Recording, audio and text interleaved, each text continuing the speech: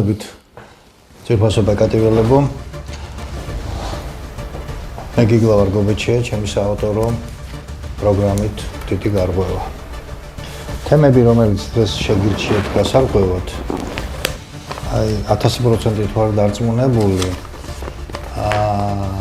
ეგ შოკში ჩაგაგდეთ და დაგანანებთ იმ წლებს რაც საქართველოს სახელმწიფომ რამდენიმე მიმართულებით დაკარგა მხოლოდ იმის გამო რომ ისეთი ადამიანები არ ყავს იქ სადაც საჭიროა სწორედ ისეთი ადამიანები რომელთაგან ერთ-ერთი დღეს ჩემი სტუმარია წარმოგიდგენთ დღეს ჩემს დღევანდელ სტუმარს ბატონი გელა ხუციშვილი ისტორიის დოქტორი პროფესორი სამართლის მაგისტრი კრიმინოლოგიის სამეცნიერო აკადემიის ნამდვილი წევრი და საქართველოს სახელმწიფო საზღვრის დაცვის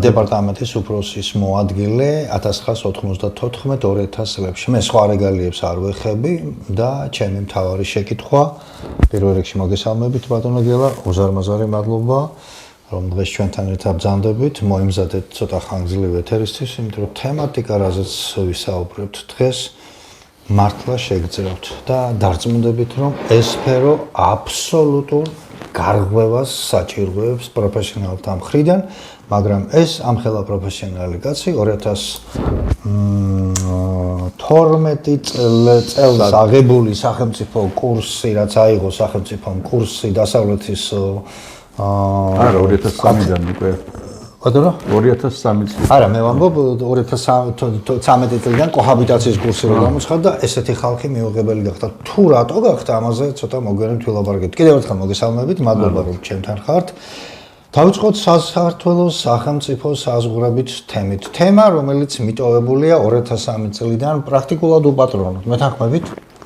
ხო ძნელია ახლა ინფორმირებული არ ვარ თორე თუ პატრონოთ არის მიტოვებული აგერ მელაშვილისა და იმ გოგონას დავით გარეჯის თემამაც გვაჩვენა რომ თურმე არ ყოფილა მიტოვებული ოღონდ ვისთვის სასარგებლოდ საკითხავია ხო აი ეგ არის აქ როგორ ნაწილდებოდა საზღვარი მაგრამ დავიწყოთ მდგომარეობით რომელიც საქართველოს საზღვარში ჩვენ თუ თქვენ წინააღმდეგი არ იქნებით მოკლე მიმოხილვა წარსულის გავაკეთოთ რა თქმა უნდა აუცილებლად სხვანაირად როგორ გამოვა ეგ სახელმწიფო საზღვარი არა საზღვრები არამედ საზღვარი საქართველოს აქვს 1980 გრძივი კილომეტრი უცნაურია რომ საქართველოს ტერიტორიის ფარგლები სხვადასხვა დოკუმენტში სხვადასხვა რაოდენობით არის მინიშნებული ზოგან არის 69 ზოგან 67 ზოგან 70 მაგრამ თავარი ერთია რომ საქართველოს ტერიტორიულ სივრცეში არ აქვს შეტანილი და ეს ცხონებული ჯანსოვ კეკელიას მიერ არ არის იქნა დაყენებული კარტოგრაფია მეცნიერი საინტერესო 7300 კვადრატული კილომეტრი რომელიც საქართველოს ტერიტორიულ ზღვას მოიცავს არ არის და კონტინენტურ შელფს არ არის შეყვანილი ქვეყნის სივრცეში მოიცა ეს დავაკონკრეტებდე 7300 კვადრატული კილომეტრი ეს არის ბათუმიდან სოუმდე არ არის დიახ გასაგებია არ არის აღრიცხული და შეტანილი აღრიცხული როგორ არის შეტანილი არის ქვეყნის ტერიტორიაში ეს არის გასელოდებიან როგორ ფიქრობთ 1900 არა არ ექცევა ყურადღებას აქ ლაპარაკი არ არის გამიზნულზე და კიდევ ერთი მომენტი ხო ეს არის 1992 წლის შავი ზღვის კონვენციის შედეგად განსაზღვრული 12 მილიანი ზონა რომელსაც ჩვენ მივუერთით 93 წელს და ყველაზე საინტერესო ის არის რომ ჭავჭავაძისა და დაუშვათ იქ რუსთაველის სურათები კი არა საქართველოს რა თქმა უნდა ეს უნდა იყოს საქართველოს სახელმწიფო რუკა უნდა ჰქონდეს ყველა პოლიტიკურ მოღვაწეს თავის ოთახში რომ ახსოვდეს აი ამ ქვეყნის მსახურია არც ერთ რუკაზე რომელიც საქართველოში არის გამოცემული არ არის დატანილი საქართველოს ტერიტორიული ზღვა ეს 12 მილიანი მონაკვეთი და განსაკუთრებული ეკონომიკური ზონა კანონი მიღებულია რომელიც განსაკუთრებულ უფლებას ანიჭებს საქართველოს აქვს არავის არ აქვს სამეცნიერო სამრეწველო სარეწაო საქმიანობის წარმოების უფლება ჩვენს გარდა ამ 12 მილის არა 12 მილში სასაზღვრო რეჟიმი ხორციელდება და ცხვრის ვერავინ შემოყობს ჩვენებართვის გარეშე, მაგრამ შემდგომ ის 200 მილიონი ზონა ეკონომიკური ზონა არის. საინტერესო ის გარემოებაც, რომ საქართველოს სანაოსნო საშუალებები შეტანილი არის საერთაშორისო რეესტრში. ხოლო ახლა მას შემდეგ რაც ჩვენ ცეცხლის შეწყვეტის დოკუმენტს მოვაწევთ ხელი ოჩამჩირის ტრავერსიდან ფსომდე ამ მონაკვეთში მცურავი საშუალებები არც ერთი არ არის დარეგისტრირებული საერთაშორისო რეესტრში და ისინი ფაქტიურად მეკობრეებად უნდა მიიჩნიო ვინაიდან ვინ არის რა არის. მაგრამ ეს იქით იყოს ამას მოევლება ყველაფერს. აქვე უნდა გითხრათ რომ მთელ მსოფლიოში ყველა პრობლემა რომელიც წარმოქმნილა სახელმწიფოთა შორის დავის ეს არის საზღვრების სამართლებრივად გაუფორმებლობის მიზეზის გამო. თქვენ უნდა იცოდეთ რომ მეცხრე კიდია ევროპაში ერთი კონფლიქტი წარმოიშოს მიყვება ყველაფერი. აქ არის სადაო საკითხი საფრანგეთსა და იტალიას შორის, გერმანიასა და საფრანგეთს შორის, ჩეხეთსა და გერმანიას შორის, პოლონეთის მდგომარეობაც არ არის სტაბილური საზღვრებთან დაკავშირებით. რუმინეთის უნგრეთის მეორე მსოფლიო ომის შემდეგ საზღვრების ურღვეობის თემა დადგა გაეროს პირველ რეზოლუციებში, მაგრამ შემდეგ 50-იან წლებში ასეთი ეშმაკური ილეთი იხმარეს, რომ სასაზღვრო სივრცე, აი ჩვენი ძახით როგორ აი რეგიონი რეგიონს ხმარობენ ახლა უპრაკონოს ყველგან რეგიონი არის რამოდენიმე გეოგრაფიული რაიონის ერთობლიობა. ეს კლასიკური გაგებით, ხოლო ევროკავშირის გაეროს გაგებით რეგიონი ეს არის ერთი ხალხი, ერთი ეთნოკულტურა გაყოფილი ორი სახელმწიფოს სუვერენიტეტით. და დაიწყეს შექმნა ტრანსსასაზღვრო ევრორეგიონების. საფრანგეთ გერმანიის საფრანგეთ იტალიის საიამ მონაკვეთებზე და დაიწყეს ევრორეგიონის გაფართოება აღმოსავლეთისაკენ. თქვენ წარმოიდგინეთ საქართველოში 2009 წელს მიღებული იქნა ასეთი გადაწყვეტილება შექმნილიყო ევრორეგიონი. ამ მიზნით აი არც ერთგან თქვენ ჟურნალისტი ხართ და მოვიძიეთ თუ შეხვათ არის რაღაც დოკუმენტები, მაგრამ შემდეგ ამას საუბარი არსად არ არის. შეიქმნა მუნიციპალიტეტთა საბჭო. ამ საბჭოში გაერთიანდა ნინოწმინდა, ბოლნისი, დმანისი და მარნეული. ხოლო მოპირდაპირე მხარეს სომხეთში შეიქმნა ევრორეგიონ არმენია და 3 მუნიციპალიტეტი შევიდა ამ შემადგენლობაში. ახლა თუ გავითვალისწინებთ პრინციპს, რომ ერთი ხალხი, ერთი მიწა, ერთი ეთნოკულტურა, აქ ამას ვერ ვხედავ, ხო? ასეთი რამე უნდა მომხდარიყო მაშინ საქართველოს აზერბაიჯანის ერეთის მონაკვეთზე. რას ითვალისწინებდა ეს? ეს ითვალისწინებს ერთობლივი პროექტების დამუშავებას აგრარული ტურიზმის და კულტურის სფეროში. ამ მიზნით გამოყოფილი იქნა 600 მილიონი ევრო. მე დავსწრები ვარ პირველ სხდომას, სადაც იხილებოდა ყველაზე მაღალი თანხა იყო 250 ევრო, 1000 ევრო, ყველაზე დაბალი 20,000. შემდგომ 2010 წელს საქართველოს პრეზიდენტის განკარგულებით ესე იგი ასოცირებული შეთანხმება იქნა დადებული და ამავე დროს პრეზიდენტმა მიიღო გადაწყვეტილება განკარგულება გამოსცა სომხეთთან ტვირთების გამარტივებული წესით გაშვებასთან დაკავშირებით.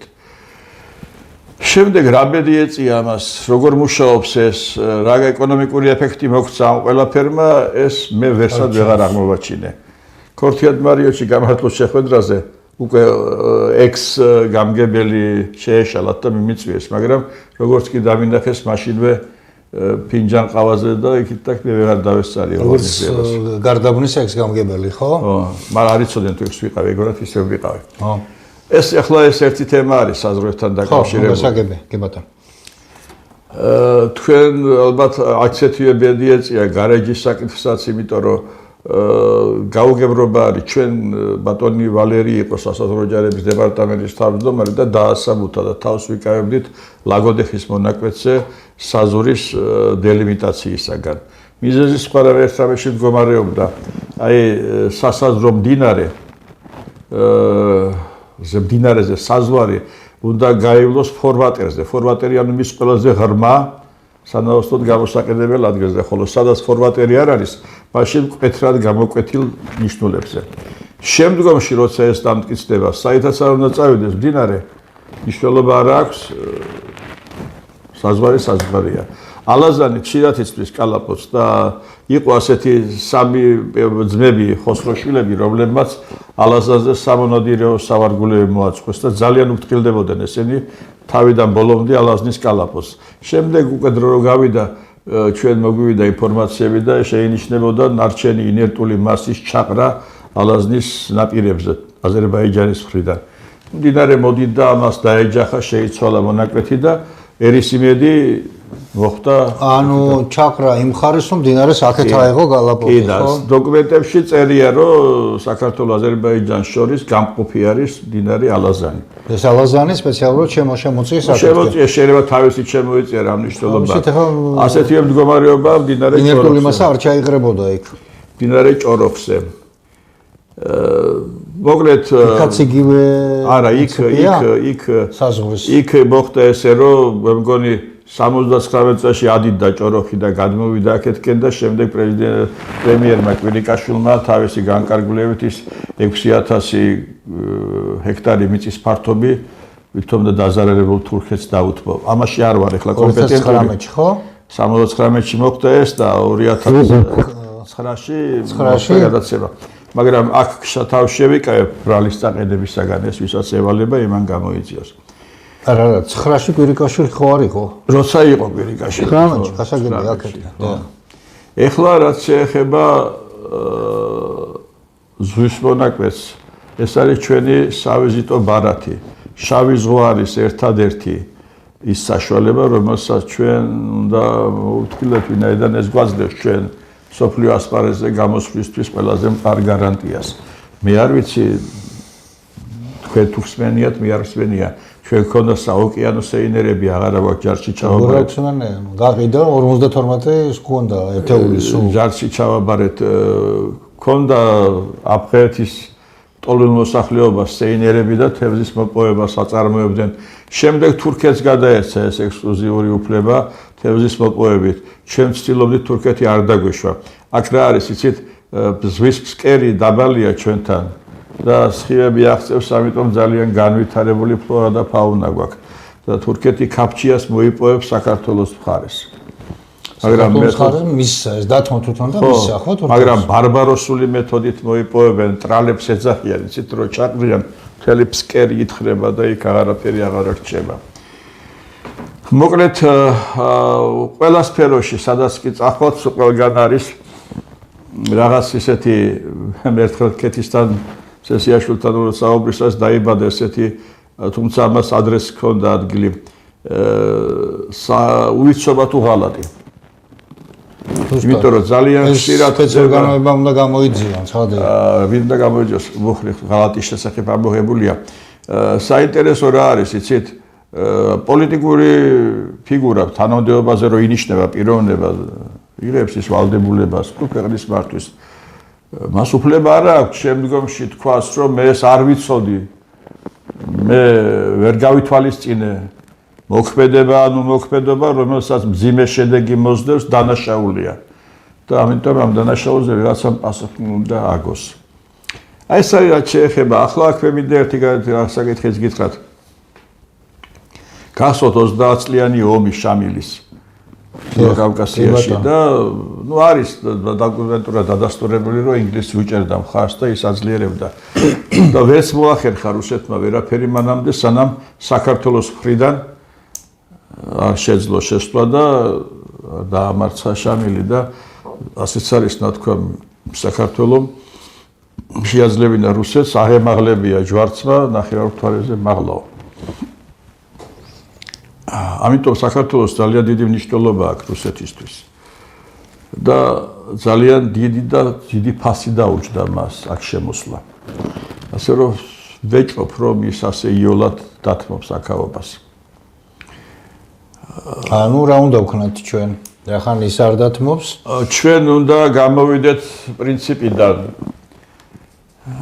საქართველოს პამილტონი იყო ასეთი ლორდი, რომელიც მე-17 საუკუნეში მოვაწეოდა და ლორდთა პალატაში ამ სიტყვებს ხან ჩერჩილს მიაწერენ, ხან ბისმარკს, ხან მან თქვა, სახელმწიფოს არ უნდა ყავდეს მუდმივი მტრები და მუდმივი მეგობრები. მას უნდა ჰქონდეს მუდმივი ინტერესები. მე უკვე 1000 ჯერ ვიმეორებ და შეიძლება ბევრმა თქვას მეტი სალაპარაკო არაფერი გაქვსო.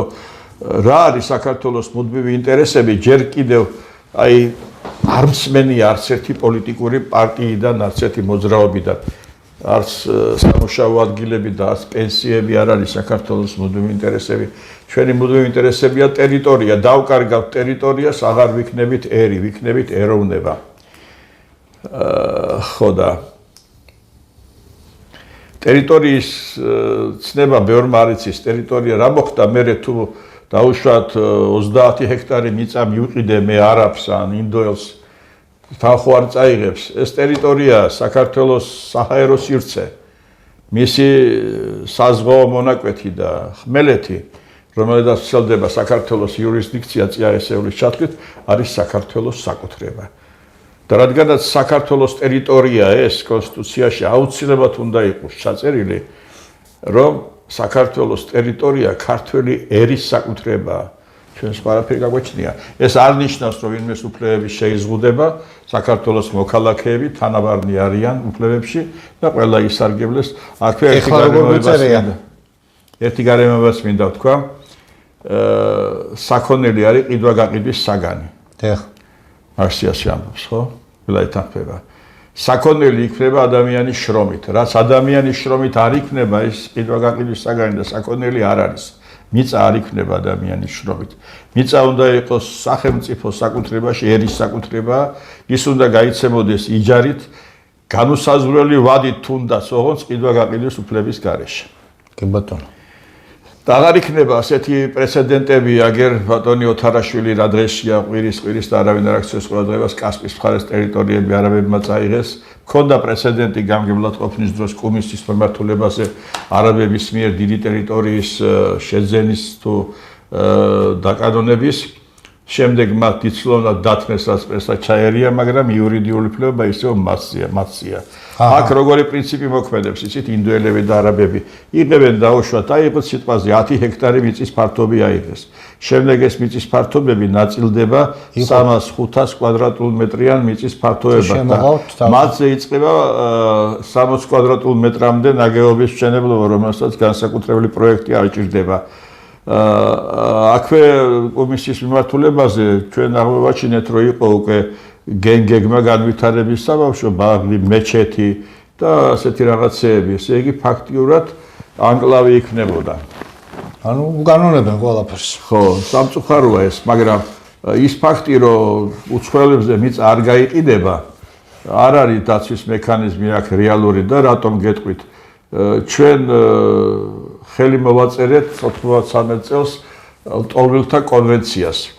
ამ კონვენციას თურქეთის მიუერთდა, მაგრამ დათქმა შეიტანა იქ, რომ მის ტერიტორიაზე მოხვედრილი ტოლვილი 3 თვის მანძილზე იმყოფება და შემდეგ უნდა გავიდეს იქიდან. რუსეთმაც მოვაწერა ამ კონვენციას ხელი, ოღონდ დაახლოებით 60 სახელმწიფო ჩამოათვალა, რომლიდანაც ტოლვილებს არ მიიღებს. საქართველოს მოვაწერეთ ხელი დათქმის გარეშე, მივიღებთ, დავასახლებთ. დასაქმება ჩვენთან სად უნდა მოხდეს მათი? და ამიტომ ახალი ის შემოიტანეს ადამიანი, რომელიც ფლობს 3000 კვადრატულ მეტრ მიწის ფართობს, ის ითვლება თვით დასაქმებულად. ამიტომ რომ შემოდის ეს ტოლვილი, დასაქმებას მისი ხდება, რომ იჯარით ეძლევა მიწა. ეს იჯარა შეიძლება იყოს 20 წლიანი, შეიძლება იყოს 15 წლიანი, მაგრამ შემოდის 4 ცოლით. აქაც ბრიყვები მიყვებიან ზოგიერთები მე-5 და მე-6 ცოლად და აქ აჩენენ ბავშვებს. კანონში კი ნატურალიზაციის გზით ეს ბავშვები შემდეგ აქ იზრდებიან, სწავლობენ ქართულს, ისტორიას, ყველაფერს და 18 წლის გასვლის შემდეგ, 20 წლის გასვლის შემდეგ ხდებიან ამ მიწის კანონიერი მფლობელები. როგორ ფიქრობ, ბატონგელა, ეს რაღაცა შეგნებული მცდელობაა, შეგნებულად ხდება ხელშეწყობა ასეთი მთელი მსოფლიო გადიქცა ჩიქილა მოხდილ ქალადა. აგორებულია ყველაფერი და ეს როგორც საგოლე მომენტი ბოლოს უნდა დამთავრდეს გოლით, ისე დამთავრდება ყველაფერი. კი ბატონო. მე ეხლა თქვენ ნაწილობრივ შეეხეთ დავით გარეჯის თემას, მე აქაც ცოტა არ ჩაუბრმავდი, არ შეიძლება ამ საკითხს, იმიტომ რომ თქვენ სპეციალისტი ბრძანდებოდით ამ სახელმწიფო უწყებაში მუშაობთ, საზღვრის დაცვის პრობლემებით ხართ დაკავებული, მისი ისტორიით, მისი დღევანდელობით, შესწავლით. რა მოხდა დავით გარეჯის შემთხვევაში, როგორ მოხდა მისი გადაცემა, რა სიტუაცია, მით უმეტეს თქვენი თანამშრომლები იყო მელაშვილიც და ილიჩოვი. ილიჩოვაც კი, არა, ილიჩოვა, მელაშვილი არა, ჩვენი კარტოგრაფია. კი ბატონო. ვინ არიან ეს? არავინ არ კითხავდა მაგათ ამ საკითხის დამოუკიდებლად გადაწყვეტას. ეს ერთი, მეორე ჩვენ აზერბაიჯანთან საზღვრის გამიჯვნა ცოტა პერიოდს ემთხვევა, როდესაც ამიერკავკასიის ფედერაცია დაიშალა. უნდა გითხრათ ერთი მომენტი, რომ აი ინტერესები მუდმივი რაში მდგომარეობს. როდესაც ამიერკავკასიის ფედერაციის სეიმი დაიშალა, სეიმი.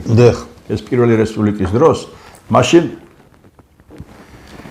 დადგა საკითხი, მუსავატისტებმა დააყენეს საკითხი, რომ ტერიტორია ამიერკავკასიაში გამიჯნულიყო რელიგიური პრინციპით და სადაც ცხოვრობდნენ მუსულმანები, ეს ტერიტორია გადაცემოდა აზერბაიჯანს. არც მეტი, არც ნაკლები ბათუმს ითხოვდნენ. მუსულმანები? ხო, მუსავატისტები.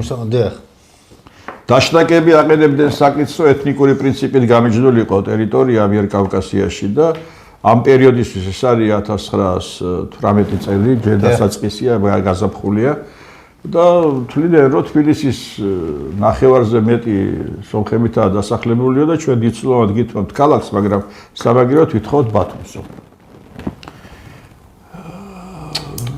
საქართველოს აყენებდა მენშევიკების საკითხს, რომ გაემიჯნოს ტერიტორია გუბერნიების პრინციპით.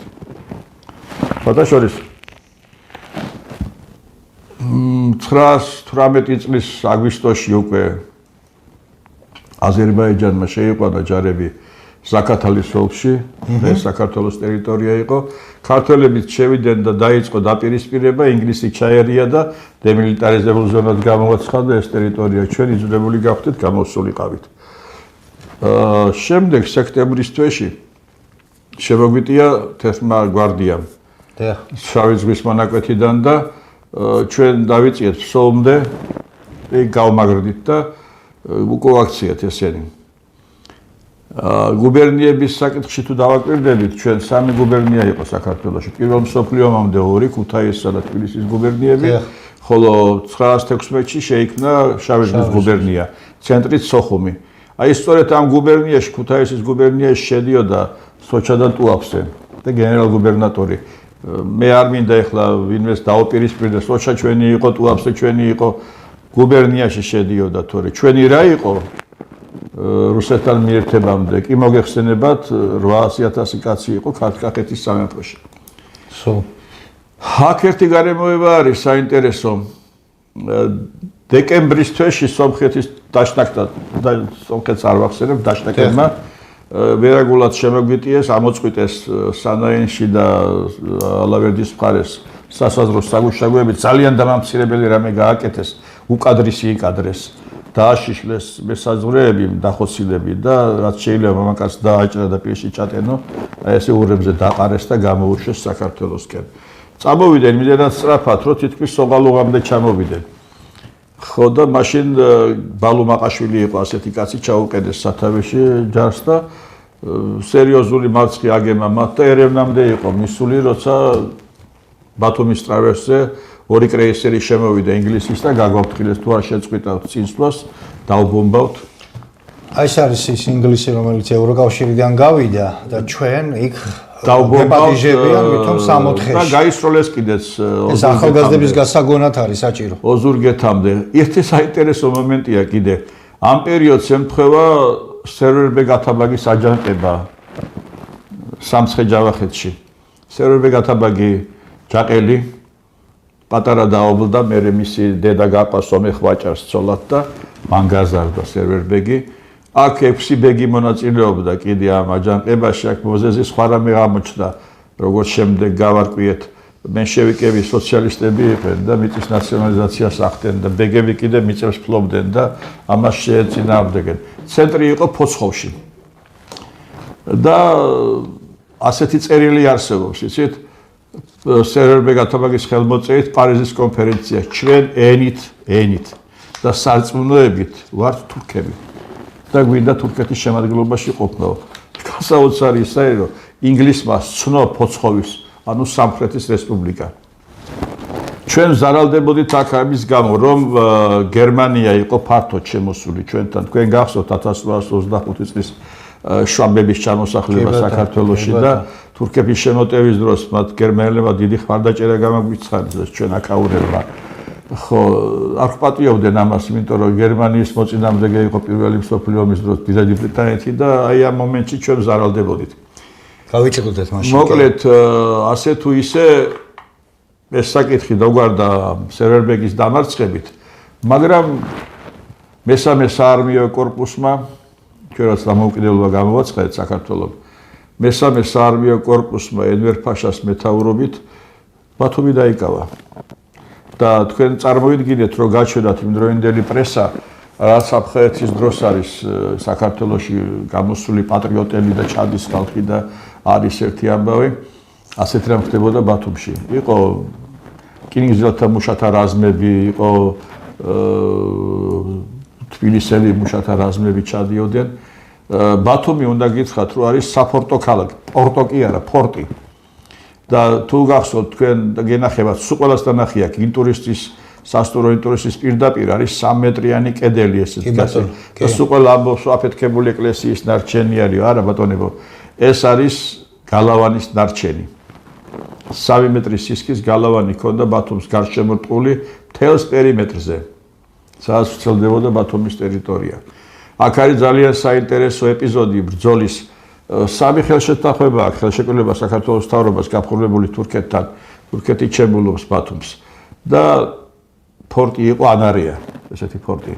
2.5 ასეულის პოლკის სისტემით იყო მაშინ ქართული ჯარი. და მას მეთაურობდა კაპიტანი, შტაბის კაპიტანი შალამბერიძე.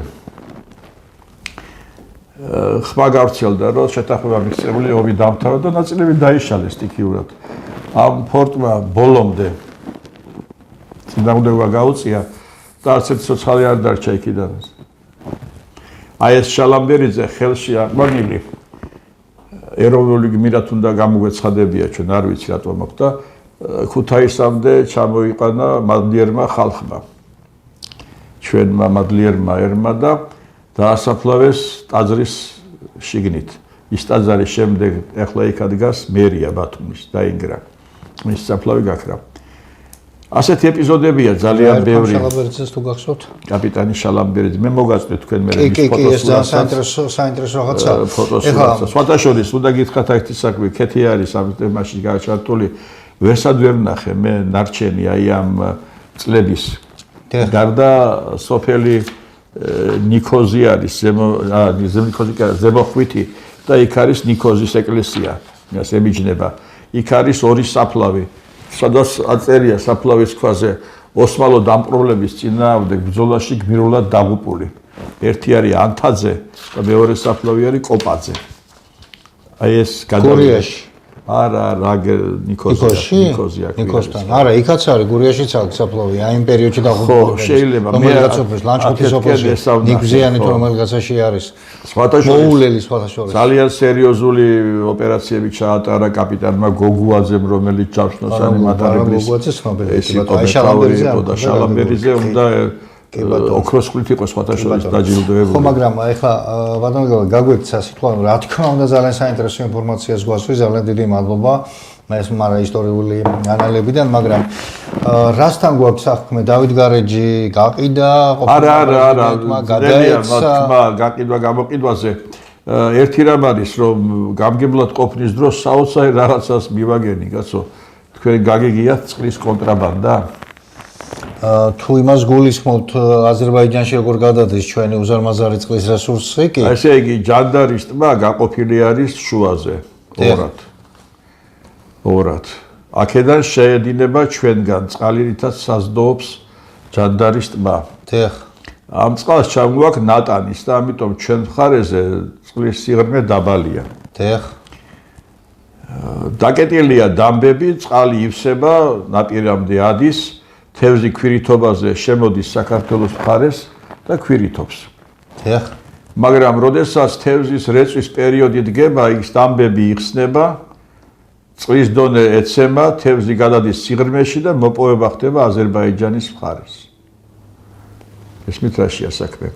და მე მაქვს რუკა ნანახი, სადაც მინგეჩაურის წყალსაცავის ნაპირზე ჩვენ შეხებაში ვიყავით. ეხლა იქ დაშორებული ვართ. ძველ დოკუმენტებში ფოილოს ხიდზე, რკინიგზის ხიდია ფოილო, იქ გადიოდა საზღვარი. ძალიან საინტერესო მომენტი არის წითელ ხიდთან დაკავშირებით. როსტომ ხანის მიერ არის აშენებული წითელი ხიდი. და თუ ხართ ნამყოფი, გახსოვთ, რომ აქ იყო საავტო ინსპექციის სტეკი, გადადიოდი ხიდზე და მიდიოდი შიხლის რაიონში. კი ბატონო. 1997 წელს ევროკავშირმა თუ აღარ მახსოვს ახლა ვისგან იქნა ნარკოტიკების წინააღმდეგ ბრძოლის ხელშეწყობის მიზნით საქართველოს გამოეყო 2 მილიონი ეკიუ. და უნდა გაკეთებულიყო ხიდი ეს გამტარიანობა ძალიან დაბალი ქონდა წითელ ხიდს. კი ბატონო.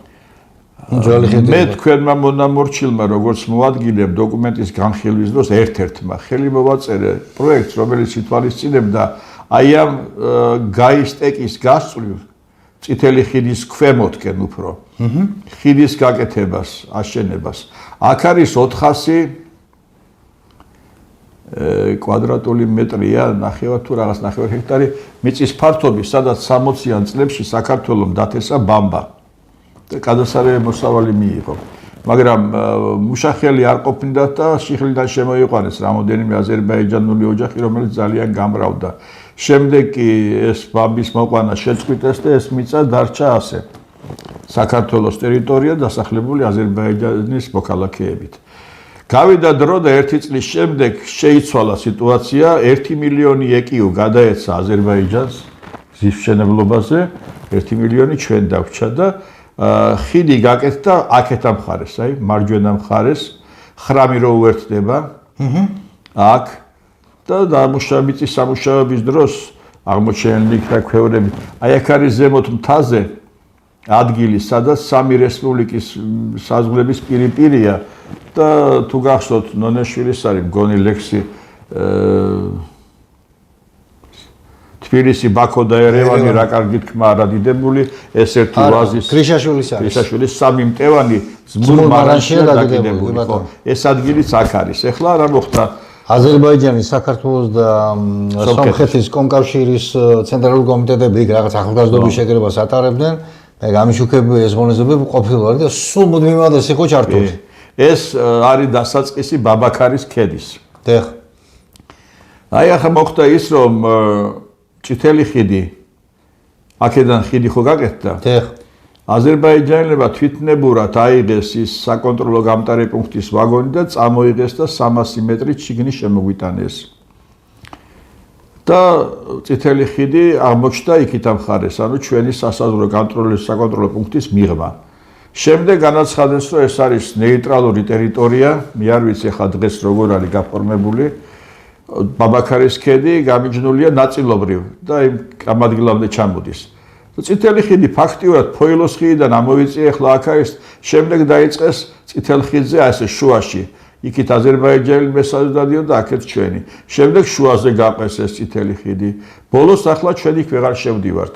და აი ეს ანკლავი, ეს კრიმინალური ჯიბე, სადაც ბაზრობა არის მოწყობილი, აზერბაიჯანის არის. ახლა საინტერესოა კიდე ერთი მომენტი. ვახტანგისი, ეს არის საერთაშორისო მიმოსვლის გზა. კი ბატონო. ვახტანგისი ყოფილი ულიანოვკა. ნარკოტიკების ბუდე. აქ მე ჩემს მეხსიერებაში რაც იყო, გამყოფი იყო ჯანდარის თვიდან გამომავალი არხი, რომელიც ჩვენს ტერიტორიაზე გადიოდა და უერთდებოდა მდინარე ხრამს. ნახეთ რა ხდება. კანონით არხის ორივე მხარეს 10 მეტრი მიწა არხის მომსახურებისთვის არის და ეს ჩვენს ტერიტორიაში ითვლება. დღეს როცა ჩავედი მე საოცარი რაღაც ვნახე. ხო, რა იყო იცით? შემდგომში მოხდა ისე, რომ ეს არხი ვიღაცამ ამოავსო. როგორ მოხდა ეს, რა დროში მოესწრო, არ ვიცი და მანქანების გაგზა გავიდა.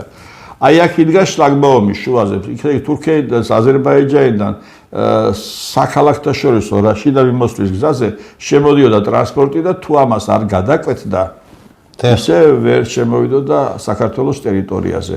აზერბაიჯანელები ითხოვდნენ, რომ აი ესე ირიბად დაგვეყენებია, რომ ტრაილერი მოუხვევსო და თავისებურად გააკეთეს ეს. მაშინ ქოჩიაშვილი იყო კომენდანტი, მას შემატყობინა ჩვენ ბერდეემით ეს მოვაგრიეთ, გამოვიძახეთ შტაბის უფროსი და გავასწორეთ ეს ხაზი. დღესდღეობით ეს გზა, რომელიც საქართველოს ტერიტორიაზე არ შემოდის ტრანსპორტი, ისე გადის ამ გზით და ხდება წითელი ხიდის, აი ამ სადაო ტერიტორიაზე, სადაც ბაზრობა მოქცეული. ისევე როგორც შიხლის რაიონში შემოდის აზერბაიჯანის ტრანსპორტი, წითელი ხიდით შედის აქ და საქართველოს ტერიტორიაზე შემოდის, მაგრამ საქართველოს საზღვარი არ ფიქსირდება გადაკვეთილად. ხედავთ, სატრანსპორტო გადასახადს აღარ იხდის. ასეთი მდგომარეობა დარიალის ხეობაშიც. დარიალის ხეობაში სამი გვირაბია. სამივე გვირაბი საქართველოს ბალანსზე იდგა. შემდეგ გავიდა დრო და იმის გამო რომ სასაზღვრო სამსახურის შესრულება ჭირდა, ჩვენ დავაყენეთ საკითხი რექტიფიკაცია გამოგვეყენებია საზღვრის, ანუ გადაგვეტანა საკონტროლო გამტარი პუნქტი რუსეთის ფედერაციის ტერიტორიაზე და იქ ერთი ჯიხურის პრინციპით გვემუშავა. ეს პრაქტიკაში არის. მაგრამ არა, ამოვიწიეთ 800 მეტრით ზემოთკენ და როგორც კი ჩვენ აქ ამოვიწიეთ, ფეხი აღარავინ ჩაგადგმევია ქვემოთკენ. ამჟამად ეხლა ეს 800 მეტრი საქართველოს ტერიტორია გეწოდებულ ნეიტრალურად არის მიჩნეული. ესე იგი, რუსეთის ფედერაციიდან შემოდის ტრაილერი, შემოდის აქ, საქართველოს მხრიდან შედის ტრანსპორტი, აქვე ხდება შეცვლა ტვირთის და ისე რომ სატრანსპორტო გადასახადს არ იხდის, შემოდის საქართველოში. აი ეს მომენტები არის და რა ვქნათ ეხლა ჩვენ. ძვირფასო მაყურებლებო, ნახეთ რა საოცარი ფაქტები გვამცნო ჩვენმა სტუმარმა. პროფესიონალმა კაცმა და ნახეთ მიაქცეთ ყურადღება. იქ 300 მეტრი წაგვიჯეს, აქ 400 მეტრი წაგვიჯეს, დარიალში 800 მეტრი. აი ესე ნელ-ნელა მიაქვთ ყველაფერი მოიწევენ და გვავიწროვებენ და მცირე ოკუპაციას გვითხოვენ ჩვენ და ჩვენს სამყაროს. მაგრამ ეს ხდება ჩვენი ოკუპაციას, ქერავი გვიწყობს, ჩვენ თავს უწყობთ ჩვენ. აქვე არის კიდევ ერთი საინტერესო მომენტი. აი მისი შატილის მიმართულება. აქ არის ორი მდინარე, არღუნი და ანდაკი უერთდება ერთმანეთს. დოკუმენტებში, რომელიც არსებობდა ყოველთვის, იყო ესე, რომ ანდაკისა და არღუნის შესართავიდან 1500 მეტრი შემდეგ ფიქსირდებოდა საზღვარი. 1999 წლის მაისში ჩამოვიდა რუსეთის ექსპერტთა ჯგუფი სამუშაოდ საგარეო საქმეთა სამინისტროში. მოხდა ისე, რომ მე ვიყავი შიროფოქში, ჩემი თანამშრომლები ადგილზე არ იყვნენ. დელიმიტაციის კომისია შეხვდა მათ ისე რომ ველზე არ გასულან და სამუშაო ოქში მოუწერეს ხელი რომ ანდაკიდან არღუნიდან 700 მეტრი. ეხლა მავანი იტყვის რომ 750 მეტრი ხო? 750 მეტრი რა მოსატანია, მაგრამ აი 750 მეტრით სუზუნკორტის მწვერვალამდე მთელს პერიმეტრზე 10 კვადრატულ კილომეტრს ქმნიდა. ქმნის მთლიანად. და ესე იგი იჭრებოდა აქ ანატორის ხატი, ფიჭვები. ანუ ვისი დაუდევრობით მოხდა ეს? აი ამ შემთხვევაში ახლა რა ხდება, უყურეთ ეს დოკუმენტი ხელმოწერილი დაიგზავნა საგარეო საქმეთა მინისტრთან, მე გვარს არ ვასახელებ. პარლამენტის ეს არის 99 წელი. პარლამენტის საგარეო ურთიერთობათა კომიტეტის თავმჯდომარესთან და ალბათ არცეც არ წაუკითხე, რომ წაიკითხა ვერ მიხვდებოდა. მე კი თქვენი მონამორჩილი იმ ბედნიერ ადამიანთა რიცხვებით საქართველოს სახელმწიფო საზღვარს სამჯერ შემოუარა გარშემო, მათ შორის ცხინვალი ერთხელ ცხინვალისა და ოსეთისა და აფხაზეთის ჩათვლით და ზღვის მონაკვეთით. უშუალოდ გახდით აქ. აი ეს მომენტიც ახლა ღიად არის დარჩენილი. ასევე 300 ჰექტარი მიწის 3000 მიწის ფართობი არის თათუშეთის მიმართულებაზე დაღესტანთან საზღვარზე. აქაც გადმოვიდნენ, ცხარი გადმოიყვანეს დაღესტნელებმა, მერე ზამთრის ბინა გააკეთეს, მერე და შვილები გააჩინეს და ეხლა ესე ვართ. ჩვენ ქართველებს რომ დაგვიბრუნონ სულ ყველაფერი რაც მიტაცებული აქვს ვინმეს აფხაზეთის და ცხინვალის ჩათვლით, ადამიანური რესურსი არ გვეყოფა რომ დავასახლოთ ქართველები იქ. ამიტომ ჩვენ ვაყენებდით კიდევ მეორე საკითხს. ჩვენ ასე ვიძახი სულ. ერთი ხო უნდა ყოფილიყო საქართველოს ტერიტორია ქართველი ერის საკუთრება. მოქალაქეობის შესახებ კანონში უნდა ჩაწერილიყო და ჩაიწეროს. ეთნიკური ქართველი, რომლის დედა ან მამა ქართველია, ითვლება საქართველოს მოქალაქედ, სადაც არ უნდა ცხოვრობდეს ის. ბატონი ანზორი მოიწვიეთ ერთხელ თოთაძე და შეიძლება იმღაბეს არ დაგეძინოთ რა მდგომარეობა გვაქვს. ასეთ შემთხვევაში 10 მილიონი ხდებოდა ქართველი. რატომ უნდა უჭირდეს ქართველს, რომელიც გადის სხვა ქვეყანაში, იღებს მოქალაქეობას, მაშინ ავტომატურად კარგავს საქართველოს მოქალაქეობას. და რო დაჭირდეს მას უკან დაბრუნება და ამისი აღდგენა, ძალიან დიდი პრობლემები ექმნება. ასეთ შემთხვევაში ფერეიდანის თურქეთის საინგილოს ქართველობა საქართველოს მოქალაქეობად ჩაითვლებოდა და გაამარტივებდა ეს ჩვენ არ ვიცით კიდევ როგორ დადგება საკითხი ერების დიდი გადასახლება წინ გველოდება კიდე ჩვენ ამისთვის მზად უნდა ვიყოთ საქართველოს ხელისუფლებამ უნდა გაატაროს კონფიდენციალური დემოგრაფიული პოლიტიკა და ამის სათავეში უნდა იყოს შინაგან საქმეთა სამინისტრო შინაგან საქმეთა სამინისტრო არ არის მარტო პოლიციური სისტემა შინაგან საქმეთა მინისტრი გაიხსენეს სტოლიპინი ეს არის ყველა საკითხებში მიგრაციაც მასთან ახლა ერთი მომენტი კიდე ყველაზე დიდი შეცდომა და ეს შეცდომა ჩვენი ბრალიც არის ვინც ვიყავით იქ ჩვენ იმის გამო რომ ტექნიკური დახმარება მიგვეღო ევროპისა და ამერიკისაგან დავაწიქით იმას რომ მაშინ ევროპაში წესი იყო სამხედრო კომპონენტი უნდა ამოგვეღო სასაზღვრო უწყებიდან და გაგვეცხადებია სამართალდაცვის სტრუქტურად. და ეხლა გვიანია ამისი აღდგენა? რა უნდა არ არის გვიან. შემდეგ, როდესაც ნაციონალები მოვიდნენ და ვიღაცამ ვიღაცამ სია საზღვარზე გაქცეულების 2008 წლის გადმოსცა სასწრაფოდ გააკეთეს ასე გაყვეს შუაზე სასაზღვრო უწყება და საკონტროლო გამტარი პუნქტები დაუქვემდებარეს საპატრულო სამსახურს. ხოლო მეორე ნაწილი შინაგან საქმეთა სამინისტროში გადავიდა სამხედრო ფორმირება დარჩა, მაგრამ სახელმწიფო საზღვრის დაცვა კი აღარ წარმოებს, იმიტომ რომ ჩვენ ხო ყველგან მეგობრები გვყავს. საზღვრის კონტროლი წარმოებს. მე კიდე მოგახსენებთ მთელი პასუხისგებლობით კავკასიის სივრცეში ჩვენ მეგობარი არ გვყავს არავინ. ყველას აქვს თავისი ინტერესები. მე არა ვარ რუსების აპოლოგეტი, მაგრამ ღმერთო დიდხანს გააძლევია რუსეთს თუ დაინგრევა რუსეთი იმ დღესვე დაგვიკავებს თურქეთი ბათუმს, სომხეთი ბორჩალოს და კახეთს აზერბაიჯანი. მიაქციეთ ყურადღება რა თქვა ჩემმა რესპონდენტმა. ამიტომ მე პატარა მიმართვას გავაკეთებ ჩემი მაყურებლებისადმი და იმ ხალხის მიმართ, რომლებიც დღეს დგანან იმ ბობოქარ მოვლენების შუაგულში. და მიმაჩნია რომ მათი უდიდესი ნაწილი უბრალოდ ზე შეცდენილები არიან. მათ უბრალოდ არ აქვთ ინფორმაცია რა შეიძლება მოყვეს აქ მორიგ გადატრიალებას. ანუ მე ვგულისხმობ იმ თქვათ რა მოყვა 1991 წლის დეკემბერ-იანვრის გადატრიალებას და იმ ხელისუფლების რეჟიმის დროს დაიკარგა აფხაზეთი. რა მოყვა ვარდების რევოლუციას და 2008 წელს 154 სოფელი წავიდა იქ. 154 სოფელი, რომელსაც აიქ ბევრის მოწონებულმა მიხეილ სააკაშვილმა ქვების გროვა უწოდა. და მაგარი ქართველები ცხოვრობდნენ იქ. დიახ. და მინდა გითხრათ ჩემო ძვირფასებო, რომ ჩვენს თაობას, ამ ჩვენს უკვე შეჭაღვარებულ თაობას ეს ყველაფერი საკუთარი თვალებით გვაქვს ნანახი. ხოლო ბებია ბაბუებიდან ვიცით ის 20-იანი წლების და კიდე სხვა აპარტახიზაციის ამბები.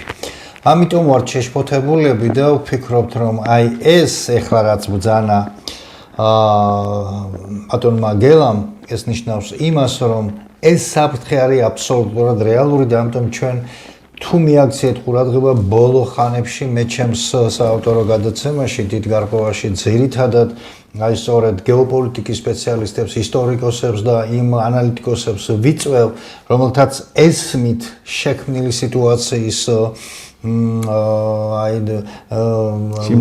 სიმწვავეც და ის შედეგები რაც შეიძლება მას მოყვეს, როგორც ამას დასავლეთი აკეთებს. თუ მიაქციეთ ყურადღება და თუ არა და გთხოვთ გადაახვიოთ და მოусმინეთ იმ მონაკვეთებს, როცა ინგლისი ქვეყანა, რომელიც ევროკავშირის შემქმნელთა შორის იყო და გავიდა ევროკავშირიდან, ეხლა რამდენიმე ქვეყანა ემზადება იქიდან გასასვლელად და მე პირადად ჩემს პროგნოზს მოგახსენეთ, ევროკავშირი მალე დაიშლება და თქვა ბატონმა გელამონმა, რომ გერმანია თუ გავიდა დამთავრებული ევროკავშირია და უკვე არის ამის ნიშნები გერმანიის მხრიდანაც, იტალიის მხრიდან პირველ რიგში და კიდე სხვა პატარა ქვეყნების მხრიდან. ამიტომ ჩვენ მივხედოთ ჩვენს სახელმწიფოს, ხო გესმით რა საშინელი გეოპოლიტიკური სიტუაციის წინაშე ვდგავართ და რა შეიძლება მოყვეს ამ ყველაფერს. რა რესურსები გაგვაჩნია ჩვენ იმისთვის, რომ ამას შევეწინააღმდეგოთ ადამიანური პრაქტიკულად არა. ეხლა აქ არის საკითხი ალბათ კი შენიშვნას ბევრი მისცემს, მაგრამ რა ეშველება ამ საქმეს? არაფერი. ბატონმა გელამ სანამ ეთერში შემოვიდოდით ესეთი რაღაცა მითხრა, აი საოცარი სტატისტიკა 27000 კვადრატული კილომეტრი აქვს თურქეთს მიდაწეული. 29000 ხო? უფრო მეტი ხო? აი მე ჩავასწორებ მაშინ. თავისი მოსახლეობით. 37000 არა 3700. უკაცრავ 3700 კვადრატული მეტრი აზერბაიჯანს თავისი მოსახლეობით და 3000 კვადრატულამდე სომხეთს. თავისი მოსახლეობა, ანუ იქ უკვე ჩვენ ქართველები აღარ ცხოვრობენ. დიახ. ერთი საკითხია მართლა. ესენი რა თქმა უნდა შეიძლება ჩავთვალოთ რა, თუ მარტო რუსეთი ოკუპანტი ის ხვები არ არის? წაიღოს და ახლა ყურადღება მინდა ისევ დავით გარეჯს დაგიფეთ ავაბრუნო.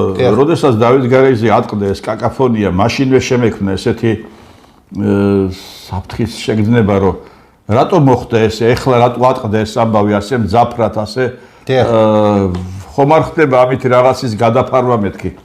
დავინტერესდი და როცა დაუკავშირდი ჩემს ყოფილ თანამშრომლებს, გავიგე რომ ხუჯაბის მონასტერზე მთლიანად აღადგინა უფლებები სომხეთმა. აღადგინა კი არა, მიიტაცა. ხუჯაბის მონასტერი ორი ტბა და ის ტერიტორია. ხუჯაბის მონასტერზე შემჩნეული იყვნენ და დაჭერილი ადამიანები, ვინც საძირკველში წარწერებს აკეთებდნენ სომხურად, რომ თავის დროზე სადაო გახდა. ამაზე ილიაც წერდა თავის დროზე ქვათაღაღაც და არა მხოლოდ. მოკლედ ისევ მივდივართ დემოგრაფიულ მდგომარეობამდე და ახლა ერთი საკითხი.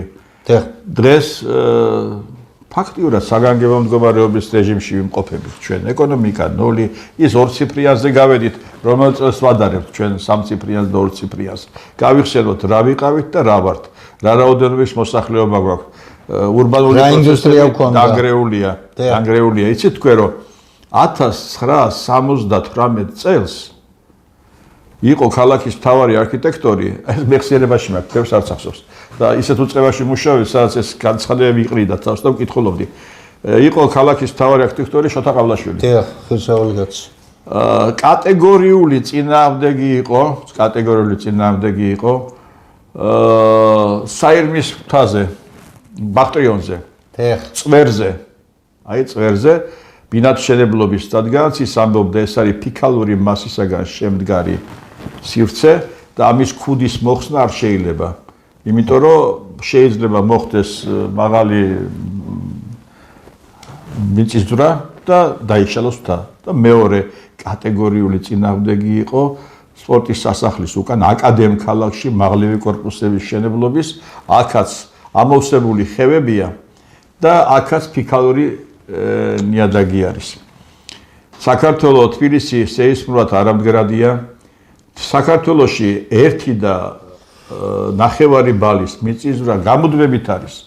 ერთადერთი მთები კავკასიის მთებია, რომელიც იზრდება.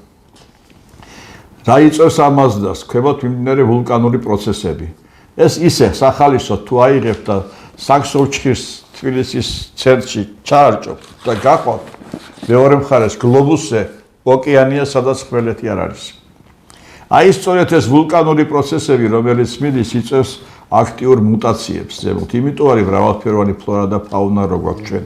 გასცილდებით თუ არა საქართველოს ისტორიულ სივრცეს ნახავთ თქვენ სომხეთის მხარეს ქვები და კლდეები, აზერბაიჯანის მხარეს თაბაშირიანი ნიადაგები.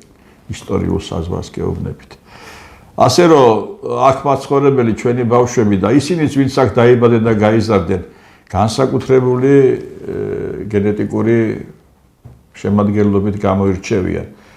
აზერბაიჯანელებსა და ჩვენ ძალიან ბევრი რამ გვაქვს საერთო. 150 წელი საჭირო რომ ჩამოყალიბდეს გენო ფონდი. აქვე მინდა გითხრათ ისევე ის დაუბრუნდე იმ საკითხს რევიზია საერთაშორისო შეთანხმებების. რატომ უნდა შემოდგეს ძველი შეთანხმებების? საქართველოში თურქეთიდან სასოფლო-სამეურნეო პროდუქტი, რომელიც ევროპაში არ გადის ვინაიდან გერბიციდებზეა მოყვანილი. მას ხო კონკურენციას ლაგოდეხელი გლეხი ვერ გაუწევს. ნახეთ, სასოფლო-სამეურნეო ბაზრები აღარ არის, სუპერმარკეტებით გაივსო ყველაფერი. გლეხი ბაზარში აღარ ადგას. არც ერთი არ შეუნარჩუნეთ მას. დაიცალა სოფელი. პატარა მაგალითს გეტყვით, ამ როლაურში ჩემი ყოფნის ბოლო პერიოდი იყო 1992 წელი. 19800 კაცი ცხოვრობდა ამ რაიონში. ონის რაიონში 12000 კაცი ცხოვრობდა ამ ხელა სივრცეზე. ასეთი ხეობა არის ურავის ხეობა, ლუხუნის ხეობა. ერთ სოფელში ლიხეთში იყო 420 ბავშვი სკოლაში და 380 იყო ურავში. ურავის სამთო-ქიმიური კომბინატი თეთრ თარიშხანს გვაძლევდა, რომელიც უნიკალური არის. 2018 წელს არჩევნებში თქვენი მონამორჩილი სამხედრო ვეტერანების მხრიდან ვიყავი წარდგენილი პრეზიდენტობის კანდიდატად. და ამ ხეობაში ერთ სკოლაში 17 ბავშვია, მეორეში 15. ფანტაზია არ გეყოფათ, რომ წარმოედგინოთ სად არის ქარხანა. აგური აღარ არის დარჩენილი. ხოლო 5 კორპუსი, რომელიც ამ ქარხნის ინჟინერ-ტექნიკური პერსონალით იყო დასახლებული, თითოში ალბათ თითო ოჯახია ზის დანარჩენი ხეებია ამოსული. რაიონში სადაც 4000 კაცი ცხოვრობდა, 2200 კაცი ცხოვრობს დღეს. საერთო ჯამში 11000 კაცია უკვე აღრიცხული. აქ ჩვენ 19 და 12-დან 4000 კაცია დარჩენილი? არა, 19-დან დარჩენილია 11000 და 12-დან 6000. ხო და ახლა უყურეთ თქვენ რა ხდება.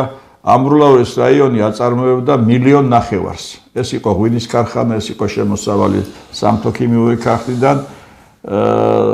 საკასო გეგმა სრულდებოდა, ვაჭრობიდან შემოსული 9 მილიონით რაიონში რჩებოდა და 3 მილიონი საკავშირო ბიუჯეტიდან დოტაცია გვეძლეოდა, რომლითაც უნდა შეგვენარჩუნებინა მაღალმთიან რეგიონებში სკოლა, ამბულატორია, ბიბლიოთეკა და ასეთი რაღაცეები.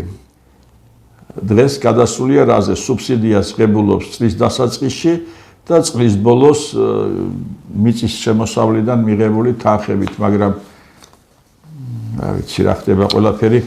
ამიტომ არის ძნელი ახლა იმის თქმა, რომ კი კაპიტალისტურ სისტემაზე ვართ გადასული, მაგრამ დახედეთ თქვენ რა ხდება.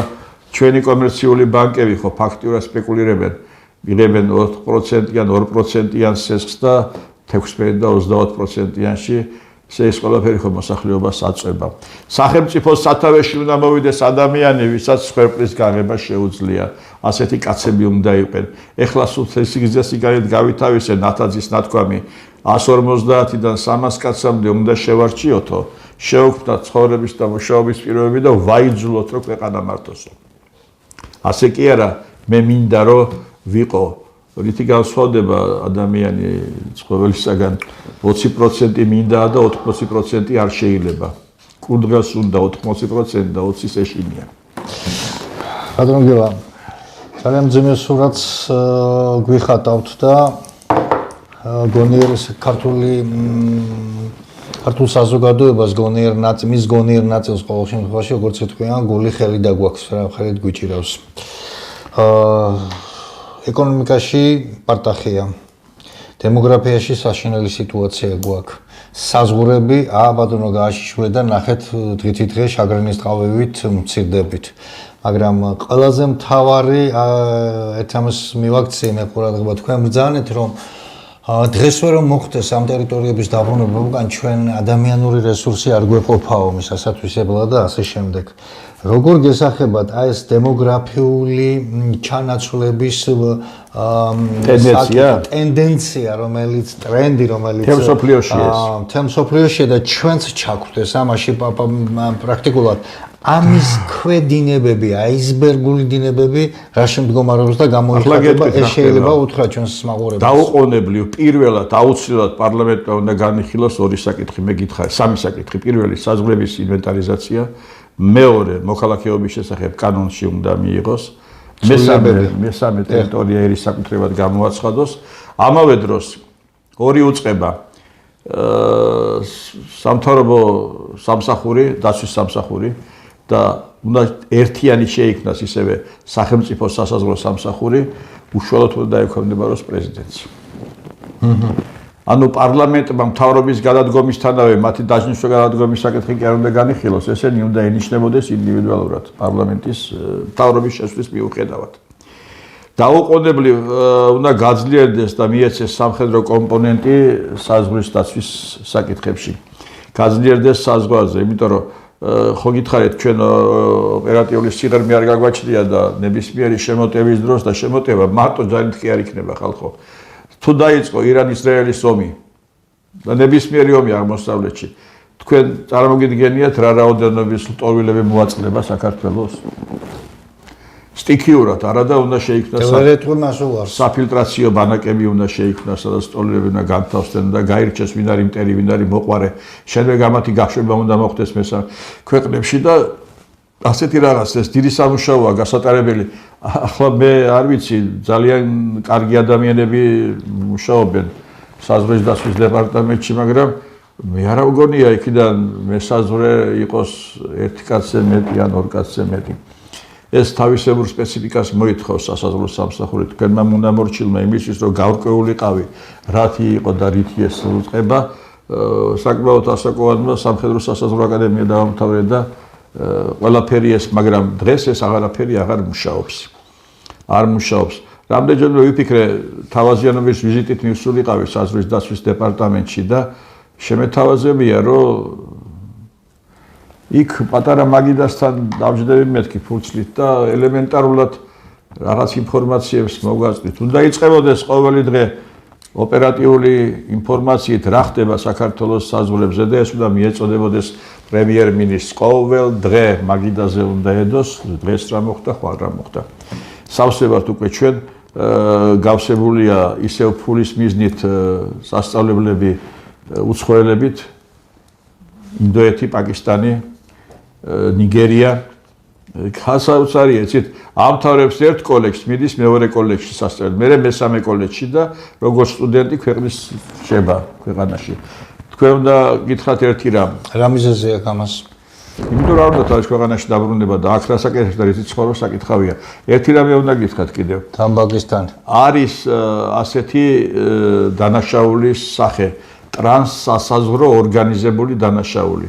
დანაშაული, რომელიც იწყება ერთ სახელმწიფოში, ვითარდება მეორეში და სრულდება მესამე სახელმწიფოში.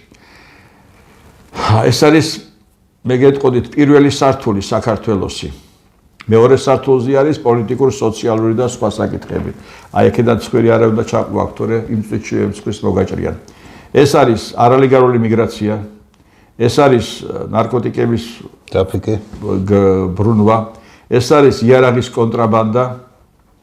და ეს არის ორმაგი დანერტულების ტვირთის ექსპორტ-იმპორტი. არც ერთი ბოლო ჩამოთვლილი სამიდან ფული არ ატრიალებს, ფული არის აქ არალეგალურ მიგრაციაში. ეს კიდე სამ კომპონენტად იყოფა. ეს არის იაფი მუშახელი, ეს არის პროსტიტუციის მომარაგება და ეს არის ორგანოების ტრანსპლანტაცია.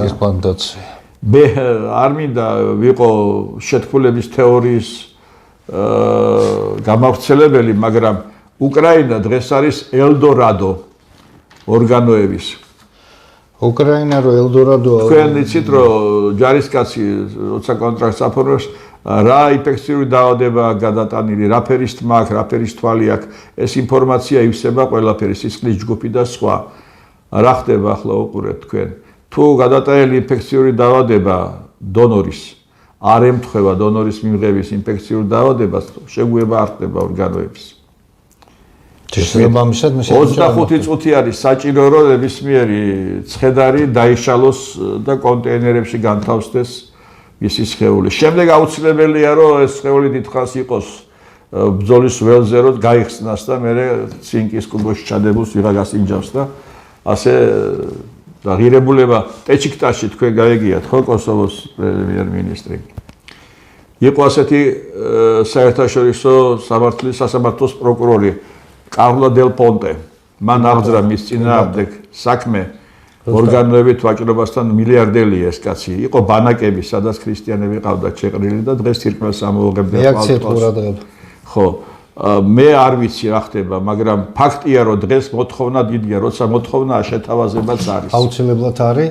ეხლა ხوار შევეხოთ ქვეყანაში მიმდინარე პროცესებს. ამ საკითხს დავუბრუნდეთ ისე დავუჩეთ აქ ერთი წუთით. უკრაინაში შავი ტრანსპლანტოლოგიის საკითხები.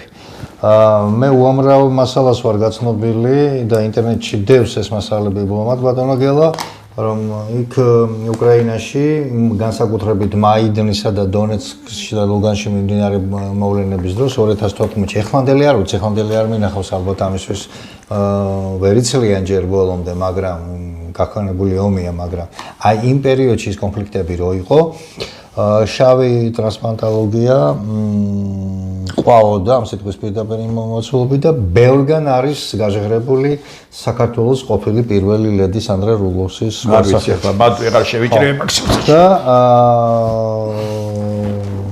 იყო ამაზე მისი განცხადებებიც, მაგრამ ეს როგორც წესი ხდებოდა უკრაინაში. თქვენთვის არ არის არაფერი ცნობილი ამ საკითხზე? არა, ერთი კი ვიცი, რომ საკვერცხე ქალის 25,000 евро ღირდა შავ ბაზარზე. ახლა მარტივი გამოკვლევაა საჭირო, დაინტერესდეს ვინმე 12-დან 15 წლის გოგონებში, უკაცრიელ სოფლებში, ვისაც 8 წლავს ჭრიან და 8 წლავი გართულებულია და მასთან ერთად საკვერცხესაც უღებენ. ერთი საკვერცხით ის გააგრძელებს ცხოვრებას ნორმალურად, მეორე საკვერცხე სად მიდის და რატომ აქ ამას მასიური სახე. ესე იგი, როდესაც ფული ხდება ყველაფრის გამსაზღვრელი და მისი მოპოვება ნებისმიერი გზით დასაშვები, მე უბრალოდ მიჭირს ყველაფერი ამის გასიგრძე განება რა დავემსგავსეთ, რა გავხდით, რას ვიკეცით. მაგრამ მე არ შემიძლია, ეხლა დევადელს არ დაუბრუნდე რა, უნდა მინდა დევადელს ორი სიტყვა თქვა. არა, დღევანდელსამდე ერთი საკითხი ამოვწეროთ კიდე რა. განზრახვა, რომელიც რახან ვახსენე სააკაშვილი ამის თანამედროვე სააკაშვილის დროინდელი საკითხი ჩვენ ამას სანამ შემოვიდოდი სტუდიაში, მაშინ შევეხეთ საქართველოს სინგაპურად ქცევა. სინგაპურიზაცია, რომელიც ბევრს აქვს ჩაფიქრებული და თანამედროვე აი ამ დიდ დაპირისპირებაში, ამ დიდ ნაკადში მიგრანტები იქცნენ საინფორმაციო ომის და ზოგადად ფიზიკური ომის შეფარულ ინსტრუმენტად, იარაღად. შეგვიძლიათ გითხრათ რა ამოიღეთ ახლა თქვენ სინგაპურის განვითარება რისთვის გვამზადებდნენ თურმე ამოიღეთ სინგაპურის ბოლო წლების განვითარების ისტორია და თქვენ ნახავთ როგორ ხდებოდა იქ სხვათა შორის მე მოგაწყვით მე ადრესს მითქვია მაქვს ესეთი ნაშრომი ქვეყნის ეკონომიკური და დემოგრაფიული და ეკონომიკური ექსპანსია როგორ ხორციელდება ეს კლასიკური ნიმუშია ეს დამუშავებული მეთოდია როგორ ხდება და რა შედეგს იძლევა მე და ჩვენ გავლენას თუ გადახევთ მიგანიშნოთ ბევრ ამას. სინგაპურში როგორც ჩვენთან შეჩერდა მარშალის გეგმაში ჩაერთო, შეჩერდა წარმოება, შემდეგ გაიცა მოსახლეობაზე ინდივიდუალური მეწარმეობისთვის კრედიტები, შემდეგ გამარტივდა ქვეყანაში შესვლა, რაც ტურიზმის განვითარების მიზეზით დაფიქსირდა, შემდეგ გამარტივდა ქვეყნიდან გასვლა საპარლამენტო რესპუბლიკად ჩამოყალიბდა პრეზიდენტს პარლამენტი ირჩევს 6 წლით, ხოლო პრემიერ-მინისტრს სიცოცხლის ბოლომდე. დაიცალა სინგაპური და დღეს ადგილობრივი მოსახლეობა 17%-ია. კი ეკონომიკურად განვითარდა, მაგრამ ის სხვა სახელმწიფოა. ხო, ის უკვე სახელი დღად არ ჩამოყალიბდა. ერთი რამ მინდა კიდე გითხრათ, აი ეგ ჩვენ დაუბრუნდე ისევე აფხაზეთის ხილველის მომენტს და ყველაფერს.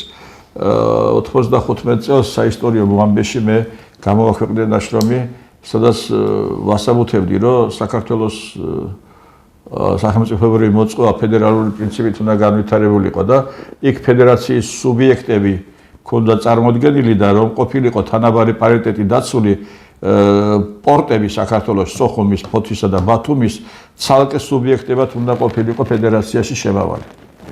საინტერესო. გავიდა დრო და ხელახლა რო გადავხედი ამას და გავეცანი შემდეგ საქართველოს და სამხრეთ კავკასიის ადმინისტრაციულ ტერიტორიულ დაყოფას მივედი იმ დასკვნამდე რომ მაინც ფედერაციის პრინციპით უნდა წავიდეთ, მაგრამ გუბერნიების პრინციპით. შავი ზღვის გუბერნია, ქუთაისის გუბერნია, ის სამი გუბერნია, თბილისის გუბერნია და ოლქები. შემადგენელი შემავალი ოლქები. საინტერესო. უნდა დაუბრუნდეთ აუცილებლად ჩვენ მოლაპარაკეთ მაგიდას რუსეთთან, როგორც რადგანაც მიგვაჩნია, რომ ოკუპირებული იყო რუსეთის კომუნისტების მიერ და საქართველოს, დაუბრუნდეთ 1920 წლის საქართველოს-რუსეთის შეთანხმებას. და იმ შეთანხმების ჩარჩოში გადავწყვიტოთ ჩვენი ტერიტორიული სივრცე. კი ბატონო. და ბოლო შეკითხვა რომ პირველი ბლოკი მოვჩეთ ამითი, შეკითხვა კი არა, უბრალოდ მე პატარა ექსკურსს გავაკეთებ. რამდენიმე წლის წინათ როცა მქონდა პირველი შეხვედრები, ასე ვთქვათ, ბატონ გელასთან და ჩემი უზარმაზარი პატივისცემა დაუდასტურე ამ ადამიანს, ვნანობ რომ ვთქვათ, იგივე 90-იან წლებში მე კი ვიცოდი, რომ ეს სახელმწიფო მოღვაწე იყო სახელმწიფოში მაღალი რანგის თანამდებობაზე, მაგრამ მე არ ვიცნობდი, ფიზიკურად არ შევხვედრი ვარ ჩვენ და არ ვქონდათ მიუხედავად იმისა, რომ აქტიურ ჟურნალისტიკაში ვიყავი. მოხდა ესეთი პერიოდი, მაგრამ როცა ჩვენ დავმეგობრდით, ასე ვთქვათ, და დავიწყეთ საუბრები, სიგმისეული საუბრები ამ თემებზე, შემძრა ერთმა დეტალმა, რომელსაც მე აქ არ აღნიშნო, უბრალოდ არ მაქვს ამისი უფლება.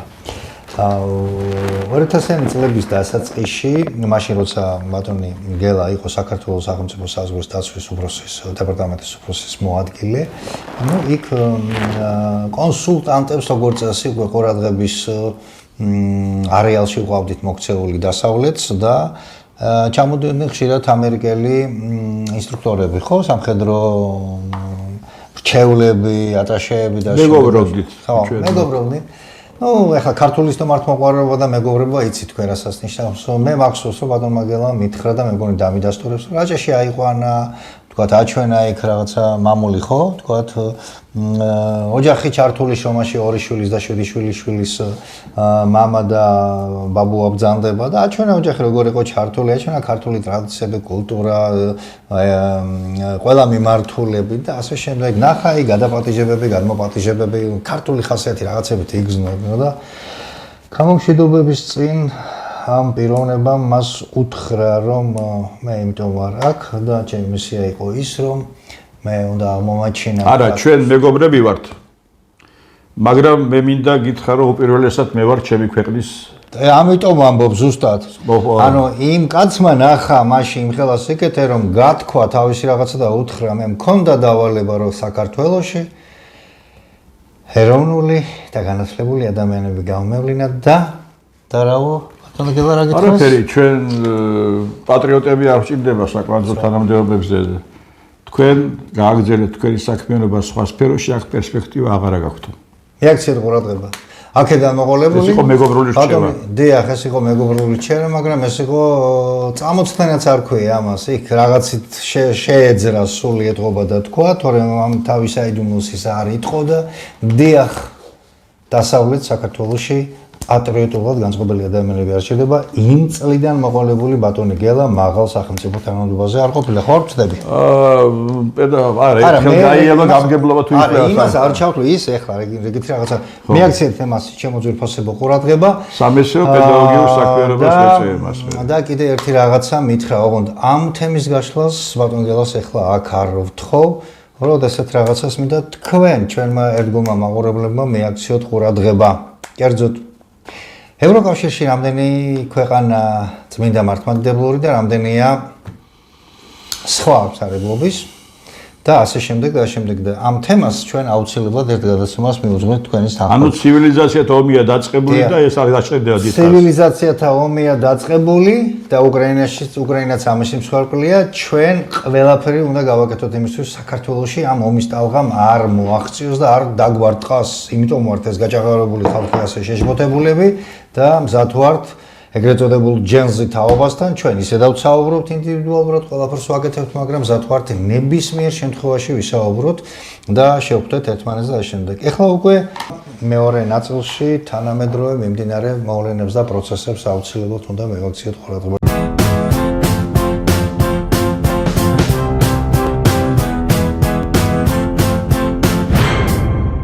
რა თქმა უნდა, ასეთ ძვირფას სტუმარს, ასეთ გონიერ სტუმარს და პატრიოტ სტუმარს მე ვერაფრით ვერ გავუშვებ, რომ დღევანდელ მოვლენებს ის როგორც მამა და ბაბუა არ შეეხოს. გისმენთ ბატონო?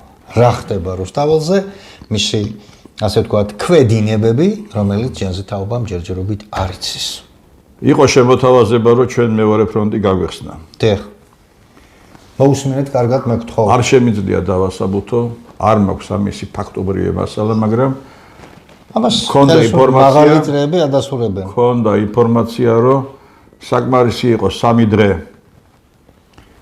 გაგვეძლო და შემდეგ აქ შემოვიდოდა მუჯაჰედები, შემოვიდოდნენ ისლამური არმიის წარმომადგენლები, ჩაებებოდნენ რუსეთთან ბრძოლაში და ჩვენ ტყეებში უნდა გავსულიყავით.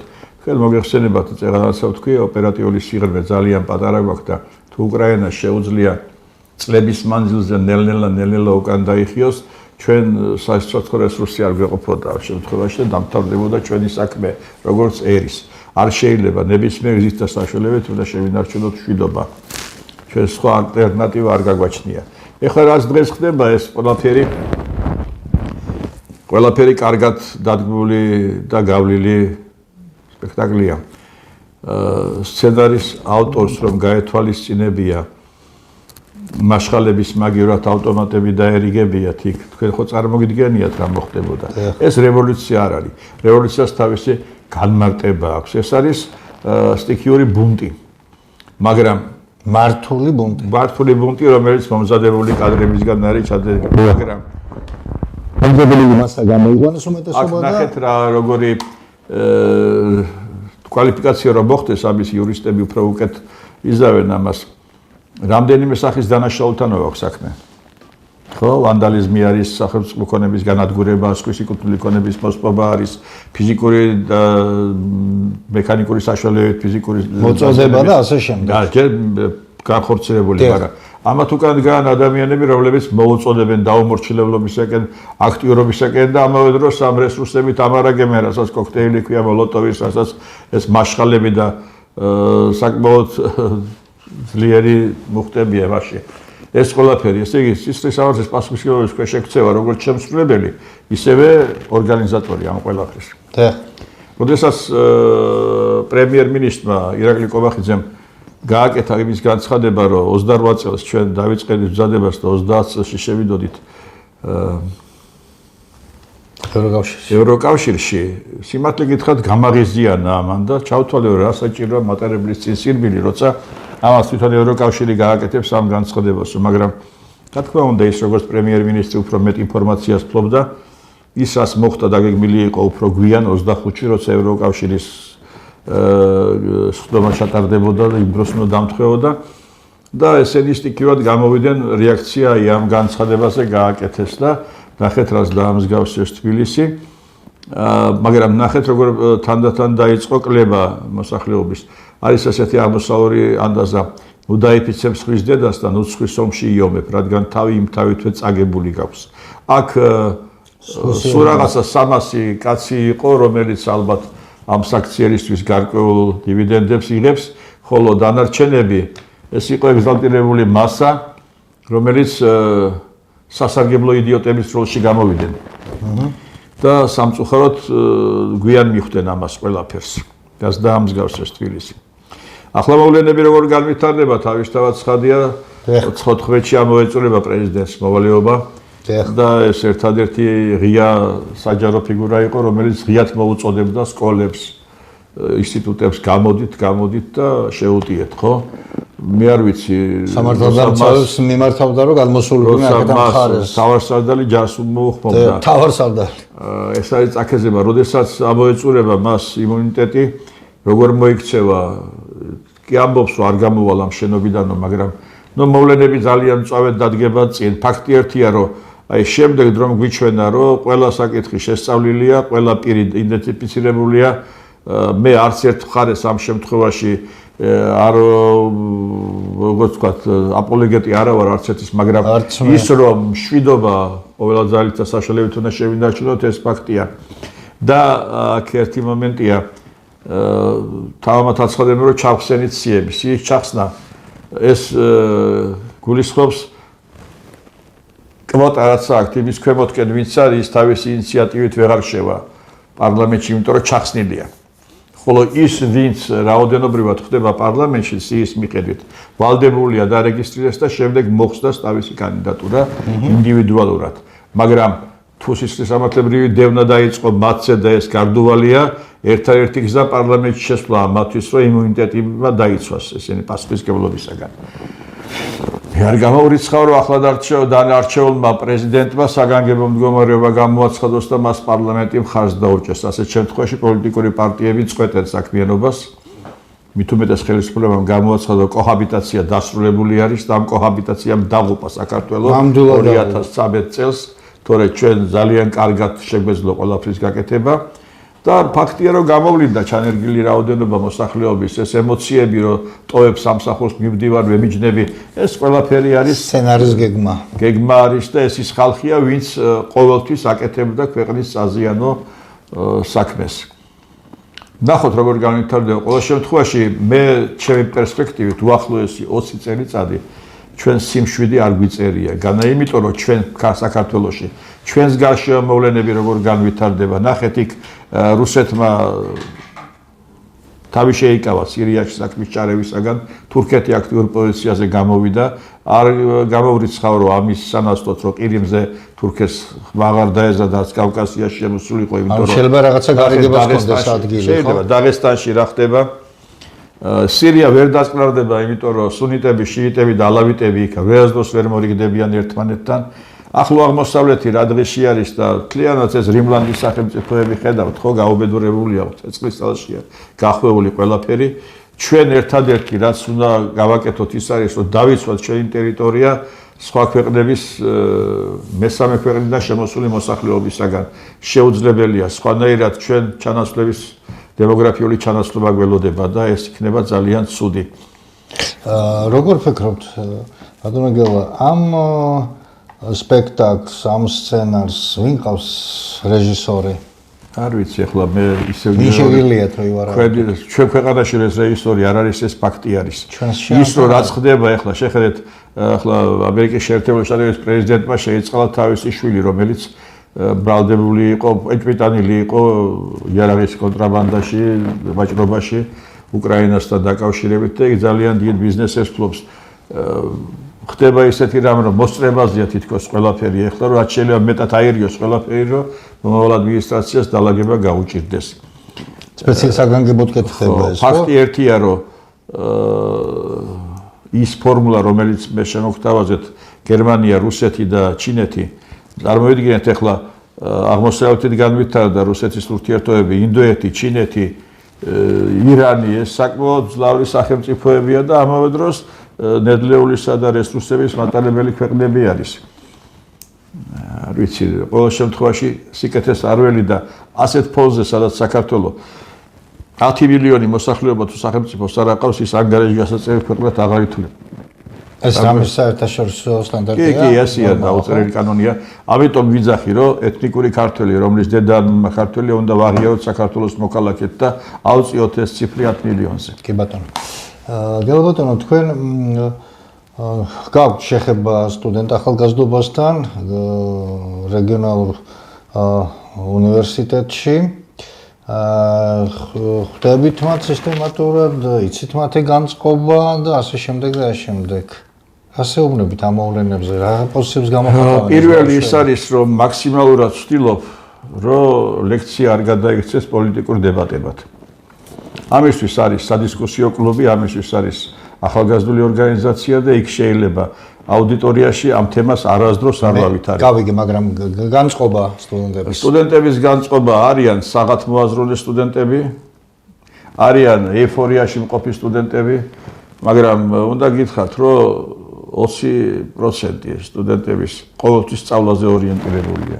დანარჩენები ისე მიყვებიან. სხვადასხვა გულის ტკივილით მინდა აღნიშნო, რომ უზარმაზარი შესანიშნავი ბაზა აქვს კავკასიის საერთაშორისო უნივერსიტეტს და ძალიან ძლიერი პროფესორ აყავს. შესანიშნავი ბიბლიოთეკა აქვს და მე მიყვარს ხოლმე იქ ჩასვლა და გული მტკივა იმაზე, რომ ბიბლიოთეკაში სულ მუდამ უცხოელების ხედან და მუშაობენ. დერეფნებში კიბეებზე უცხოელების ხედან კითხულობენ და მუშაობენ. ქართველები სამწუხაროდ ეს მეც შემომჩნია იმ უნივერსიტეტში და იგივე ტენდენცია პრაქტიკულად ტექნიკურ უნივერსიტეტის ზოგიერთ ფაკულტეტზე სამწუხაროდ. ეს ზოგადი რაღაცა დაგვრჩენდა ქართველებს და მე არ ვიცი რა იქნება. ასე თქოდეთ იმ ბავშვებს, რომლებიც აქეთაც არიან და იქითაც არიან. ახალგაზრდებს. ისევ გავემეორებ ჩემ წეღანდელ ნათქვამს. ნუ დაიფიცებთ წყვის დედას და ნუ წყვის ომში იომებთ. რადგან თავი იმ თავითვე წაგებული გაქვთ. ეხლა წარმოვიდგინეთ თქვენ გამოხატე პროტესტი, გამოდით, თუ რაღაცას არ ეთანხმები, თქვი დეკლარირება მოახდინე შენი აზრის და ის რომ ანტრევ, ანგრევ, ანადგურებ ეს უკვე მიანიშნებს იმას, რომ ფსიქიკაში თლათ ყველაფერი წესრიგში არ აქვს, ანდაც უნდათ არიან ინსტრუქტირებული. არ ვიცი, ყოველ შემთხვევაში მე მაგალითად რო ყოფილიყავი შინაგან საქმეთა მინისტრის ადგილზე, გავაცნობდი ყველას პასუხისგებლობას სახელმწიფო დაწესებულებაში შეჭრისა და ხელის შეშლის პასუხისგებლობასთან დაკავშირებით. შევიყვანდი სპეცნაზ მეორე სართულზე პარლამენტის, როგორც ამერიკამ გააკეთა.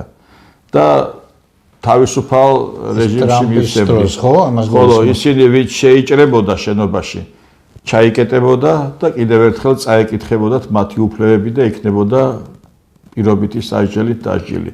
მე თქვენ გარწმუნებთ, რომ არაფერი ის რაც ხდებოდა შეჯახებები და მსოფლიოში რო შეხვა სოციალურ ქსელებში გეგონება საქართველოს ცეცხლის ძალშია გახვეული და არაფერი ეს არის რო იტყვიან ჭექაქუხილი ხო, მაგრამ იგივე ევროპაში, მაგალითად საფრანგეთში მაკრონის ხელისუფლებას აქვს კანონი მომიტინგეები 200 მეტრზე რომ მიუახლოვდნენ. ეს საფრანგეთის ხელისუფლებას აქვს ეს კანონი და საფრანგეთის ხელისუფლებამ უნდა იფიქროს იმაზე, რომ გაშავდა მთელი საფრანგეთი. ალჟირი დამოუკიდებლობა მიიღო თუ არა, სულ ყველა დაიძრა საფრანგეთში. მდგომარეობა არც ჩვენ გველის კარგი. ხო და მე არ მივესალმები ეს ლიბერალიზაციას. ამან ჩვენ დაგვანადგურა საერთოდ. არ მივესალმები სოციალურ დახმარებებს. ადამიანს აქვს იმის საშუალება, რომ იშრომონ, მიეცი საშუალება, მიეცი გასაღების ბაზარი. ჩვენ მთელი მსოფლიო რაც მოყვება, მერკანტილიზმის პოლიტიკა არის ძირითადი გამსაზღვრელი ქვეყანაში. კაპიტალის დაგროვების პოლიტიკა, საქონლის გატანამ უნდა აჯობოს კაპიტალის გატანას. ჩვენთან რა ხდება? ტურიზმი თუ მომგებიანი დარგი დაშლა, ნახეთ ტურიზმში ერთ-ერთი მომსახურეობას ავყიდით, თორე დანარჩენი ყველაფერი გარედან შემოგდის, ხო? არაფერი ჩვენი ნაწარმოები არ არის. და ისე ვუბრუნდები იმას, ყველა საშუალება გვაქვს, რესურსი გვაქვს იმისა, რომ ჩვენ დღეს მსოფლიოში ყველაზე მოთხოვნადი მიკროგამტარები ვაწარმოოთ და ამისი დარგი განვავითაროთ პერიფერიებზე და უნდა გამოვიყენოთ და საქართველოს წიაღისეულის 100% უნდა იყოს, ესე იგი 51%-ის ფლობელი წილის სახელმწიფო უნდა იყოს. აბსოლუტურად გეთანხმებით. და ეს გირჩევდით, თუ მოგეხერხებათ და ჩაგივარდებათ ხელში, ესეთი საიუბილეო წიგნი გამოვიდა საბჭოთა საქართველოს 70 წლის. გადახედეთ იმას და შემდგომისთვის ურჩიოთ ხელისუფლებას 10 თვის წერტილად, აი ეს წიგნი აიღოს. 82 წელს საქართველოში 2 მილიონი ცხვარი იყო რეგისტრირებული. იმისი ელდარისა და ყიზლარის საძოვრებზე გაყვავდა ზამთარში. ამის ბაზაზე მუშაობდა მაუტკამბოლის კომბინატი. აბრეშუმის კომბინატი მუშაობდა საქართველოში წარმოებული აბრეშუმის ჭიით. 350,000 ტონა ჩაიკრიბებოდა. და სულ დამაფიქრებდა ის, რატომ ხდება მეთქი, გასო ინდოეთის, აზერბაიჯანიდან შემოაქვთ ინდოეთის ჩაი და შემდეგ ურევდნენ მას საქართველოს თაიგულს და უკან გადიოდა. კერი იმისი იყო და არომატი ჩვენი იყო. ყურძენი 400,000 ტონა ყურძენი იკრიბებოდა. სხვადასხვა რატო არავინ არ კითხულობს, რომ ერთხელ დაგვიდონ გაზეთში გამოაქვეყნონ ევროკავშირის მოთხოვნა, რას უპირობოდ უნდა შევასრულოთ და ერთ-ერთი მუხლი ითვალისწინებს სამრეწველო დანიშნულებით მევენახეობის შეჩერებას. განადგურებას. როგორც ფრანგებს მოთხოვეს ახლა და იტალიაში. იმიტომ რომ ევროპა იქცა ღვინის ზღვად. კი ბატონო. აი არის რა. და ასე შემდეგ, ანუ და იგივე გვახსოვს 90 წელს, როცა საქართველოში შემოვიდა ჩაის ინდუსტრია მარტინ ბაუერის კომპანიამ, ამ ევროპულმა კომპანიამ, როგორ გაგვინადგურა, რაღაც ფულები დაარიგეს და გაჩანგდა ყველაფერი და ეხლა თავიდან ვიწყებთ ისე მიშას დროსაც ხო თქვენი მუშახელი თურქეთში გადის ჩაისაგრებად. ეს გახსოვთ მიშას დროს 2000 რო აძლევდნენ ვინც ვენახს აჩეხავდა. კი, ზუსტად სპეციალურად მოუწოდებდა ამასთან. ნუ ეს ერთი გულისკივრიც მინდა ვთქვა. როდესაც დაიწყო მევენახეობის განვითარება, მიწევი აიღო ხალხმა, ჩაჭრაში ახალგაზრდებმა გააკეთეს სანერგი. სადაც გამოყავდათ მუჯურეთულისა და ალექსანდრეულის ჯიშები და ცხადია ამის გასაკეთებლად ცეცხლიც აიღეს. 2 წლის მერე გაკოტრდნენ, იმიტომ რომ მთლიანად იტალიიდან შემოდის საქართველოში ნერგი. ყველა ნერგი, ეს იქნება ხე, ეს იქნება ჩვენი სანერგეები და სატყეოები დატორმოზებულია. სად იყო რომ რაიონში გაშენებული? ამბროლაურში. მუჯურეთულ ხვანჭკარის ზონაში. მუჯარეთში იყო, ხო? მუჯურეთული და ალექსანდრეული, ხვანჭკარაში, სადმელში, ზირაგეულში და ამ ადგილებში. ხო. რა ქვია მას ტოლჩა, ხო? პატარა ტოლჩა და დიდი ტოლჩა, თუ რა ქვია ამ სოფელში? ტოლა, ბოდიში მაბატეთ. ხო. ეხლა ერთ-ერთი ბოლო შეკითხვა, პრაქტიკულად დასასრულისკენ წავალთნელა, მაგრამ თქვენ როგორც ისტორიის დოქტორს, პროფესორს არ შემიძლია არ გითხოთ ერთი რამ. საქართველოს აი ახლა მე-6 პრეზიდენტს აირჩევს თუ დანიშნავს თუ რა ვიცი რაც იქნება. მე-6 პრეზიდენტი მოევლინება საქართველოს პირველი 5 შემოფასეთ როგორც ისტორიკოსმა. მათი დამსახურება ვინ დარჩება აქედან, ვინ არ დარჩება. დარჩება რა, მე ვამბობ ხალხის ხსოვნაში. პირველი პრეზიდენტი ზვიად გამსახურდია, იმიტომ რომ ჟორდანია პრეზიდენტი არ იყო, ის თავის მეთაურია. მე ვამბობ გამსახურდიიდან ვიწყებთ. დღეს მე რომ ვიყო საკითხის გადამწყვეტი, შევკრიბავდი პირველ უმაღლეს საბჭოს დარჩენილ წევრებს. მივცევდი პოლიტიკურ შეფასებას 91-12 წლების ამბებს. პოლიტიკურ ბრალს წაუყენებდი მათ, ვინც ის ხელისუფლება დაამხო. თუმცა მე დაზარალებული ვარ ზვიადის პერიოდში, იმიტომ რომ რაიკომის დივანი ვიყავ. და მოვახდენ დენონსაციას მის მერე გამოცემულ ყველა საკანონმდებლო აქტებზე და დავიწყებდი ნოლიდან.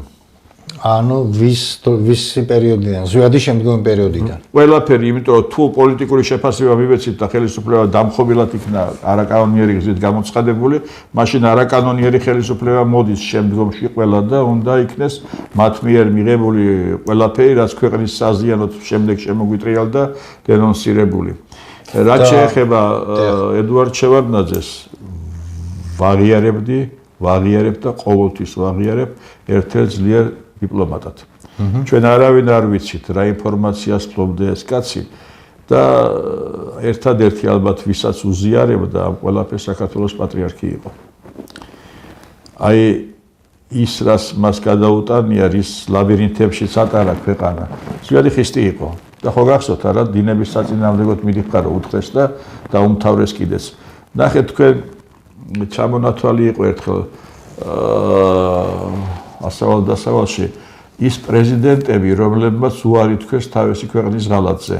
მათ შორის იყო სალვადორი ალიენდეც, ზვიად გამსახურდიაც და სულ რაღაცა მე მგონი 30 პრეზიდენტია, რომელიც შემდეგ მოიკლა, დაემხო. ხუსამი ჰუსეინის მად იყო ეს ლივი მოამერ კადაფი და ყველა.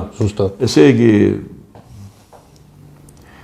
რა ვიცი, ყოველთვის ახლა რაც შეეხება შემდეგ პრეზიდენტებს, მე ვიტყვი რომ ძალიან სუსტი აღმოჩნდა ბატონი ბიძინა კადრების შერჩევის საკითხში. კატასტროფა. მაგრამ თუ გავითვალისწინებთ იმ ამბავს, რომ იმ პერიოდის პრემიერის და ბატონი ბიძინა საფრანგეთთან დაკავშირებული იყვნენ და რაღაც ინტერესები ჰქონდათ, იქ შეიძლება მათზე მოხდა შანტაჟირება რაღაცის და სალომე ზურაბაშვილის კანდიდატურა იმიტომ იქნა წარმოადგენილი. არ შეიძლება ქალი დიპლომატი იყო წლების მანძილზე, აშკარად სპეცსამსახურების მუშაკი იყო, ხო და მე არ მაქვს არავითარი პრეტენზია მის პიროვნებასთან, მაგრამ ისაც შემდეგ შემოუტრიალა და იგივე რაც მარგველაშვილმა გააკეთა შემდგომ და ახლაც როგორ იქცევა, იგივე რაც ახლა მიშა სააკაშვილი ბიზნესთან დაკავშირებით არ არის მოყვანილი ამ ქვეყანას ხელისუფლებაში, მაგრამ მოკლედ რაც მე ვთქვი, ის იმაზრზე ვარ, რომ მე დავზარალდი მაშინ, მე მივაჩდი ერის მოღალატედ, შემდეგ კანონი თავისუფლების ქარტიის შესახებ ჩაინიშნეთ. ეს კანონი დღეს მოქმედებაშია თუ არ არის მოქმედებაში. ეს კანონი თავისუფლების ქარტია გულისხმობდა ყოფილი კომკავშირის დივნების მაღალჩინოსანი ოფიცრების უშიშროებისა და მედესი ხელისუფლებიდან ჩამოშორებას. კი, მათ არ აქვს უფლება არჩევით ორგანოებში არჩევის, არ აქვს უფლება რექტორებად, პრორექტორებადაც ყოფილიყვენ. და ვიცი, თუ გადავხედავ ჩემ ბიოგრაფიას, ყველგან ცოტა ხანს მოვასწრებით და მერე მიშორებდნენ და ეს კანონი ხო არ არის ამოქმედებული. ასაგებია. ეს თუ არის მაშინ დისკრიმინაციული კანონია იგი. ასაგებია.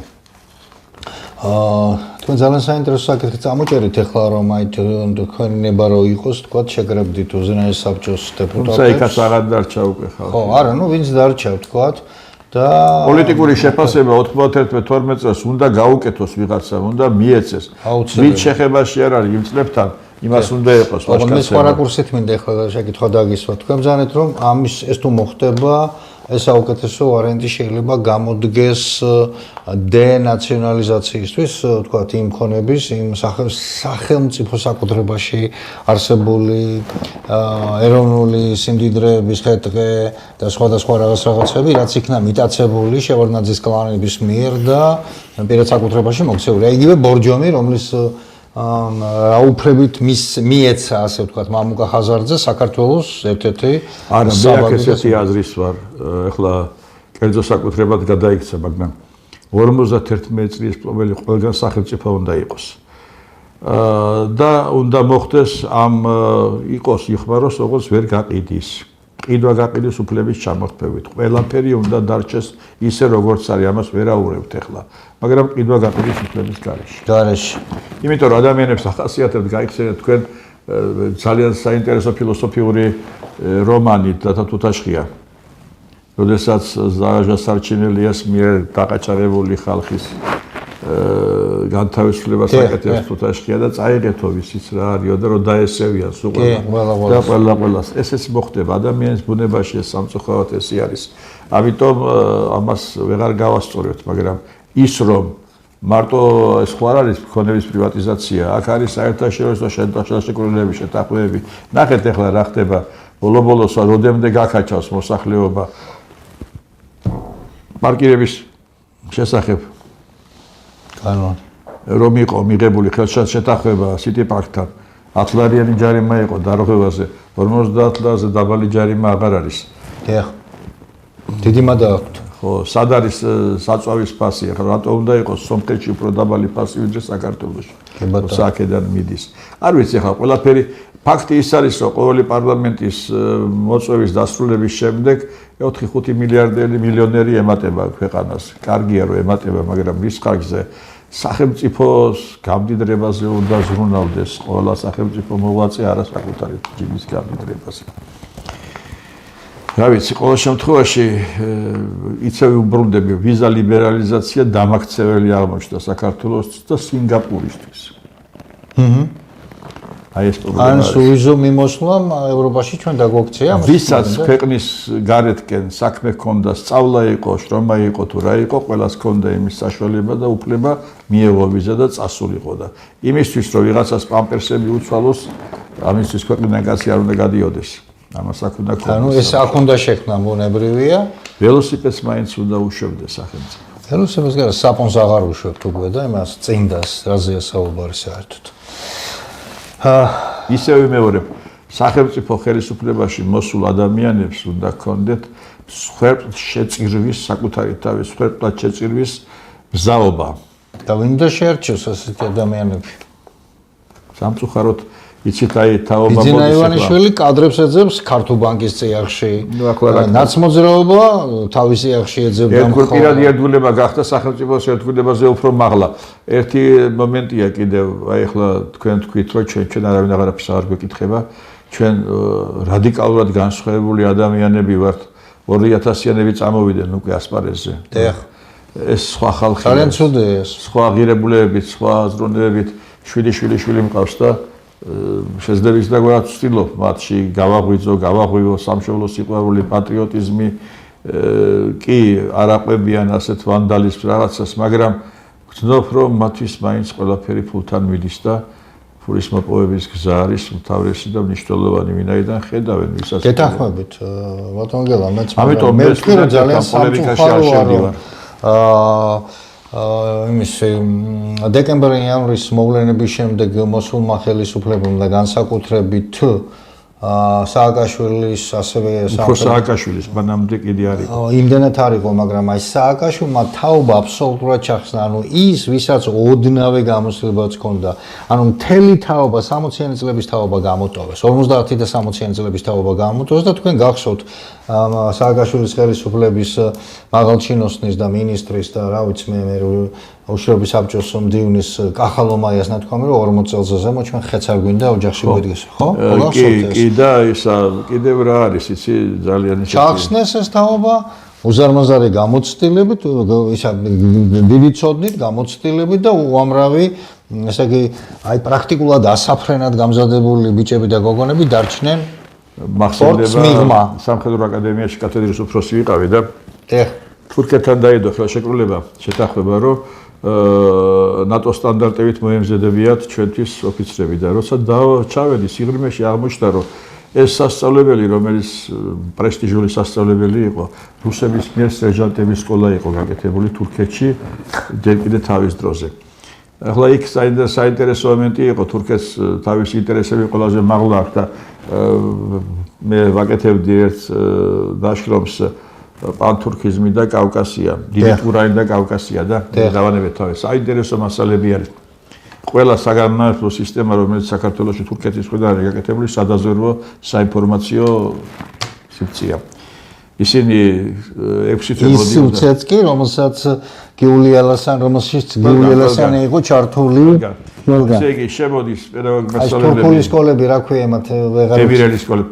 6 თვე აჩერებენ აქ, ამ თვეში ისინი ინტენსიურად სწავლობენ ქართულ ენას და აბავენ ქსელს. და შემდეგ ამ ქსელის მეშვეობით იწვევენ იქითკენ თავისთან და გარკვეულ გავლენას ახდენენ. სწავლობენ ყველაფერს. ახლა რუსეთს ხელისგულზე აქვს მაგალითად ჩვენი სტრატეგიული თუმცა კი ვიძახთ არაფერი აქვს სტრატეგიულია, მაგრამ დღევანდელი ტექნიკური განვითარების პირობებში მართლაც აღარაფერია საიდუმლო. მაგალითად კიდევ უნდა გითხრათ, ნახეთ, არასამთავრობო ორგანიზაციას სულ ვიძახთ იმას, რომ დავადგინოთ საიდან ფინანსდება, ვინ აფინანსებს, რა მიზნით. აი გამჭირვალობის კანონი. აი ეხლა თვითონ ტრამპმა სხვა კაცი კალი. ეხლა ერთ რამეს გეტყვით, უყურეთ, რომ შეგეყვანა ქვეყანაში ჩაგენერგა რეზიდენტი და მას გავლენის აგენტების ჯგუფი შეექმნა, უზარმაზარი თანხები და დრო იყო საჭირო. ეხლა მარტივად კეთდება ეს ყველაფერი, ეს სიტყვაზე ავიღოთ საქართველოს უსაფრთხოების კონცეფცია. დავაფინანსოთ ეს პროექტი და ჩაუყენოთ ამას სათავეში საგარეო საქმეთა სამინისტროს სამხედრო პოლიტიკური დეპარტამენტი, რომელიც ნატო სტანდარტებით არის შექმნილი და სამჭედლოა. შეხედეთ სამდღიანი კონფერენცია. და ვაცხადებთ, რომ კონფერენციაზე ვიწვევთ პირველ პირებს და სამუშაო ჯგუფებში შემდეგ სექციებში ნაწილდებით. ყველა მოხსენება ჩაწერას ექვემდებარება. გამოქვეყნდება ბროშურა, რომელსაც გრიფი აქვს და რომელიც სამეცნიერო შრომად ითვლება, ჩვენ ხო ვიცით ქართველების თვისება. პირველ დღეს მოდიან ყველა პირველი პირები, მეორე დღეს მოდიან მათი თანაშემწეები, მუშაფუტკრები, რომელიც ერთი სრულიად თავისი ცოდნა და გამოცდილება გადმოაფრქვიონ. ეს ყველაფერი იწერება, შემდეგ გამოიყოფა თანხა NGO-ს შესაქმნელად, აქედან ყველაზე მეტად აწყვეტილი ვინც არის და დავახშობ მამას თუ კი დაშინდა. ხო, ყველაფრის მკადრებელი. ხო, იმას ჩაუყენებენ სათავეში და მე აქ არის სამჭედლო, ასეთ სამჭედლო იყო გააკეთეს უნივერსიტეტის ჯავახიშვილის საერთაშორისო სამართლის ფაკულტეტი. ნახეთ თქვენ ყველა მერაბიშვილი, რამიშვილი, ის რა ქვია, კეზერაშვილი, ბოკერია, ჰიდაშელი, უგულავა არ ვიცი. სულ ყველას ეს ფაკულტეტი აქვს დამთავრებული. იაკობაშვილი. აღარ გვინდა ეს კიდე ცალკე თემა არის, როგორ ხდებოდა მათი და დიდი თემა ვიცი მე ბარემ თქვით ეგ ჩარეთ ბოლომდე. ერთი საკითხი. როგორ მომზადდნენ ესენი? ჯერ აქ შეარჩიეს? არა, როგორ ხდებოდა ესენი? ისინი ამთავრებდნენ ამ ფაკულტეტს, შემდეგ მათ უკითხავდნენ ლექციებს უსუფაშვილი, უკითხავდა ლექციებს, ნუ სხვა წესიერ ხალხთან ერთად ბოხუა უკითხავდა რა გვარია ეს დემოკრატია, იმას რო გავდა კარლ მარქსი. ნოდია. შემდეგ, როდესაც დაამთავრეს პროექტი წარმოადგენს დემოკრატიული განვითარება საქართველოში, რამიშვილმა მოიპოვა, ახალგაზრდა ეროვნულ კავშირი უსუფაშვილმა მოიპოვა, ახალგაზრდა ადვოკატთა კავშირი ოქროვაშვილმა მოიპოვა და აი ესე იგი ესე დაიწყო ამათი გამრავლება. ჩამოაყალიბეს და იცით როგორ ის არის, ალი ხოჯა ალი, ყველა შემთხვევაში ალი ხოჯა არის. ეს ოპოზიციაც აი ესე არის, აი არეალის ხვის აღარ არის დარჩენილი. ვექტორი შეიცვალა საქართველოში 98 წელს.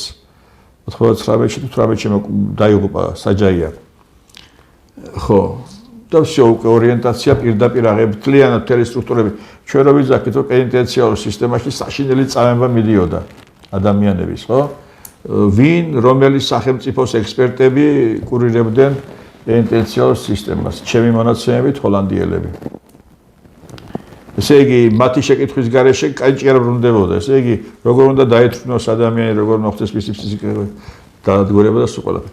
ძალიან მომწონს ბოლო დროს ტენდენცია სამეცნიერო ხარისხებზე მონდომებული ახალგაზრდების. და ნახეთ თქვენ ყველგან სადაც კი ახალგაზრდებით გაიხსნა ახალგაზრდა დოქტორები. მაგრამ სამწუხარო რა არის, იცით, ზის და ლეპტოპი უდევს წინ. დახურავს ლეპტოპს და ლექციას ვეღარ წაიკითხავს. გამთავრებულია კი. იქ იცის როგორ ეწევს დაანჩენ უჭერთ უკვე მასაგები. და აი ეს არის მე ისინი ეს თაობა, რომელიც მიშა დროს გამოიზარდა. იქ სხვანაირად ურტყავს თავში იმას. და ნახეთ, ჩემო ძვირფასებო, ჩვენ ისეთ თემებს შევეხეთ და ისეთი თეზისები შემოგთავაზეთ, რომელთა გაშლა ძალიან დიდ საუბრად შეიძლება. მაგრამ დარწმუნებული ვარ, გამგები ამ ყველაფერს გაიგებს. მე ის გადამჩენია ბატონ გელას დიდი მადლობა მოვახსენო სტუმრობისთვის, მობრძანებისთვის. მეტად საინტერესო და მნიშვნელოვანი ინფორმაციის გაზიარებისთვის. გამოვთქვები კიდევ ერთხელ, რომ ვერ ვიმეტებ მეორე ნაწილს, მეორე ბლოკს კი არა, მზად ვარ მესამეზე გადავერთოთ, იმიტომ რომ უზარმაზარი ინფორმაცია აქვს ბატონ გელას და კიდევ ერთხელ ვისარგებლებ ჩემი როგორც წამყვანის პოზიციით, უფლებით, მოვალეობით და მიმართავ საქართველოს ხელისუფლების შესაბამისი უწყებების პირველ პირებს და მათ პრესამსახურებს. გონიათ რომ იმ ეგრეთ წოდებულ პრაძვინუტ და პროსახელისუფლებო ტელევიზიებში ითქვა მხოლოდ ჭეშმარიტება. მიაქციეთ ყურადღება ჩვენ სტუმრებს, მიაქციეთ ასეთ კადრებს ყურადღება, მოусმინეთ და აგონსპირტეთ ეს ყველაფერი და აჩვენეთ და წააგეთეთ თქვენს პირველ პირებს. ეს ჩვენს და თქვენს სამშობლოს სჭირდება, ჩვენს ქვეყანას სჭირდება. საქართველო იქცა, მე მგონი დამეთანხმებით ბატონო გელა, უამრავი ჯურის სპეცსამსახურების აგენტების, სხვა ქვეყნების სპეცსამსახურების აგენტების სამჭედლოდ და მე მგონი ავსტრია იყო მეორე მსოფლიო ომის დროს თავშეყრის ადგილი. აქ ხდება გარიგება, აქ ხდება ყველას თავმოყრა და აქ არის აი დავანებოთ თავი. ავსტრია მეორე მსოფლიო ომის დროს იყო და მე მგონი ჩვენ ხვდებით ახლა ჩვენ მსოფლიო გეოპოლიტიკურ ცენტრში მოხვდი და მე დღეს რაღაცნაირად სიგმისეულად ვერ წავიყვანე ისე რომ ჩვენ დრო მოგვეტოვებინა ამ გეოპოლიტიკური სიტუაციის წყალქვეშა დინებების ანალიზისთვის, მაგრამ მე ამის დრო დაგვიდგება, არა ბატონო გელა? დაგვიდგება, მაგრამ კიდევ ვინაიდან წითელი ხაზები გავლებულია და ყველა ნოქტუნაუთ რა. გასაგები. დიდი მადლობა კიდევ ერთხელ მომავალ შეხვედრამდე. გემშვიდობებით, მე გიგო ვარკოვიჩი, ჩემი საავტორო პროგრამით დიდი გარღვევა.